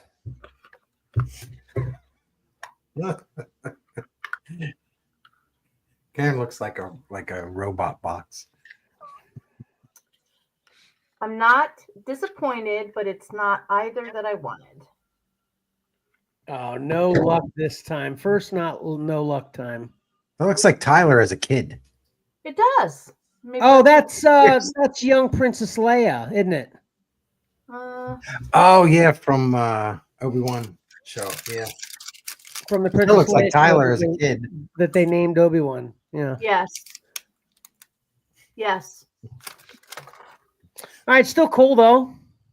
Yes. I think Ayla might dig that. I think she liked the young Princess Leia, which I liked her too. I just hate the bait and switch stuff they have going on with. Well, it'll be coming to your house either way, so there you go. Okay, cool. Okay, fair. Comes in a cute little box too. Oh yeah, nice. Yeah. Mm-hmm. All right, cool, Karen. Thank you. All right. Well, thank you. All right, cool. That should do it then, right? Yeah, I have one more thing going Okay. back to the end of Pat's review. I've got some information, so if you want to sharpen your pencil here, the Batman Superman World's Finest Volume 6 is 26 through 31. That's June 24th, 2025. Volume 5 is 18, 19, 25, and annual number 1, and that's February 11th. Volume 4 came out September 10th. That's 20 through 24. Volume 3 was August, and that's 12 through 17. So it's kind of weird. You've got that 12 through 17, and then you have to skip a volume to get up to 18 and 19 because they do 20, 24. Yeah, it's weird. Okay. But I think it was like kind of what Pat was saying. It's it's story. It's more important for the story to flow than the issue numbers. So I think that's part of the storyline jumped around there, maybe. All right, cool. Thank you for the info, though. That definitely helps. Unless I could just find them all in the dollar bin, which is probably the cases too, as far as I imagine, right? I have seen random issues, but not a whole lot. Okay. Speaking of that, you guys come up till the end of the year. Dollar books are 50 cents. Curses. Dollar books are 50 cents at downtown. Dang. All NDCs, yeah.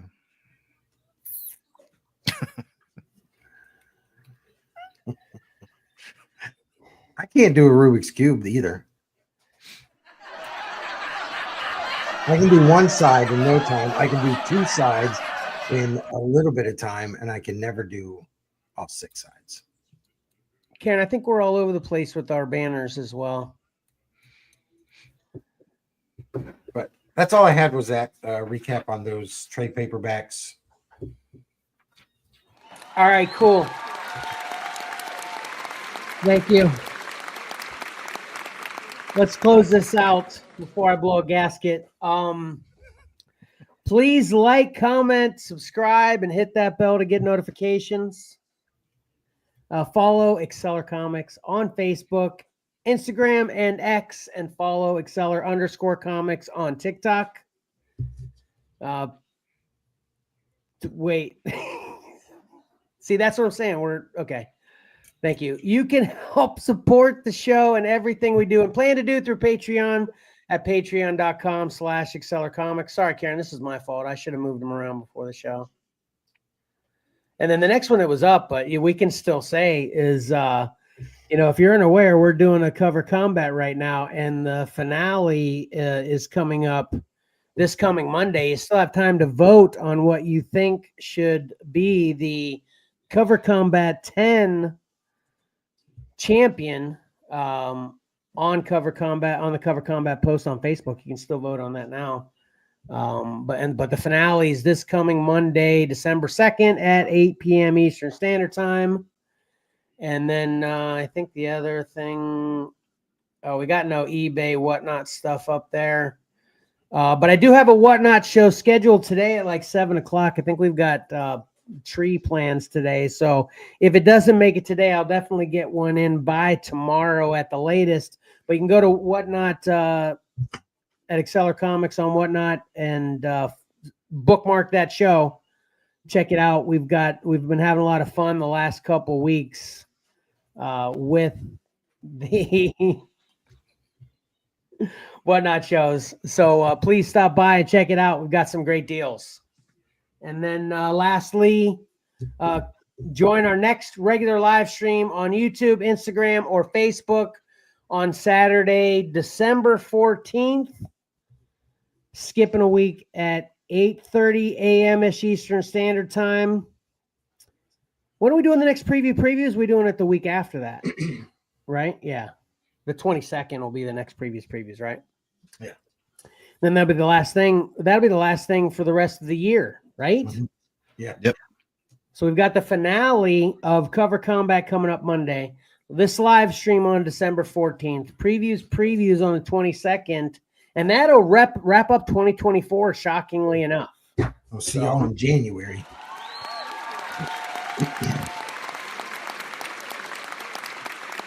So make sure you check it all out. We're going to have a lot of fun with everything, of course.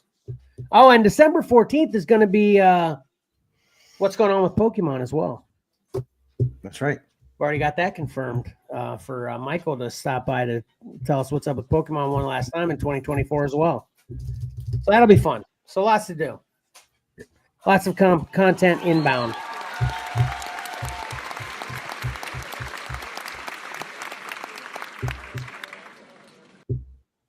And with the podcast back, there's plenty to enjoy until we come back after the new year after that. So that'll do it. Mike, anything else? Nope. I'm good. Patrick. See y'all Monday. Nope, nothing from me. Karen. All right, cool. Thanks for checking out our show. Everybody except Mike from New York, please come back again. Leave a comment below. We'd really appreciate it. And until next time, don't forget, appreciating great art is awesome. And reading a great story is a lot of fun. So why not do both and pick up a comic book? Flip that around. Xcellar out.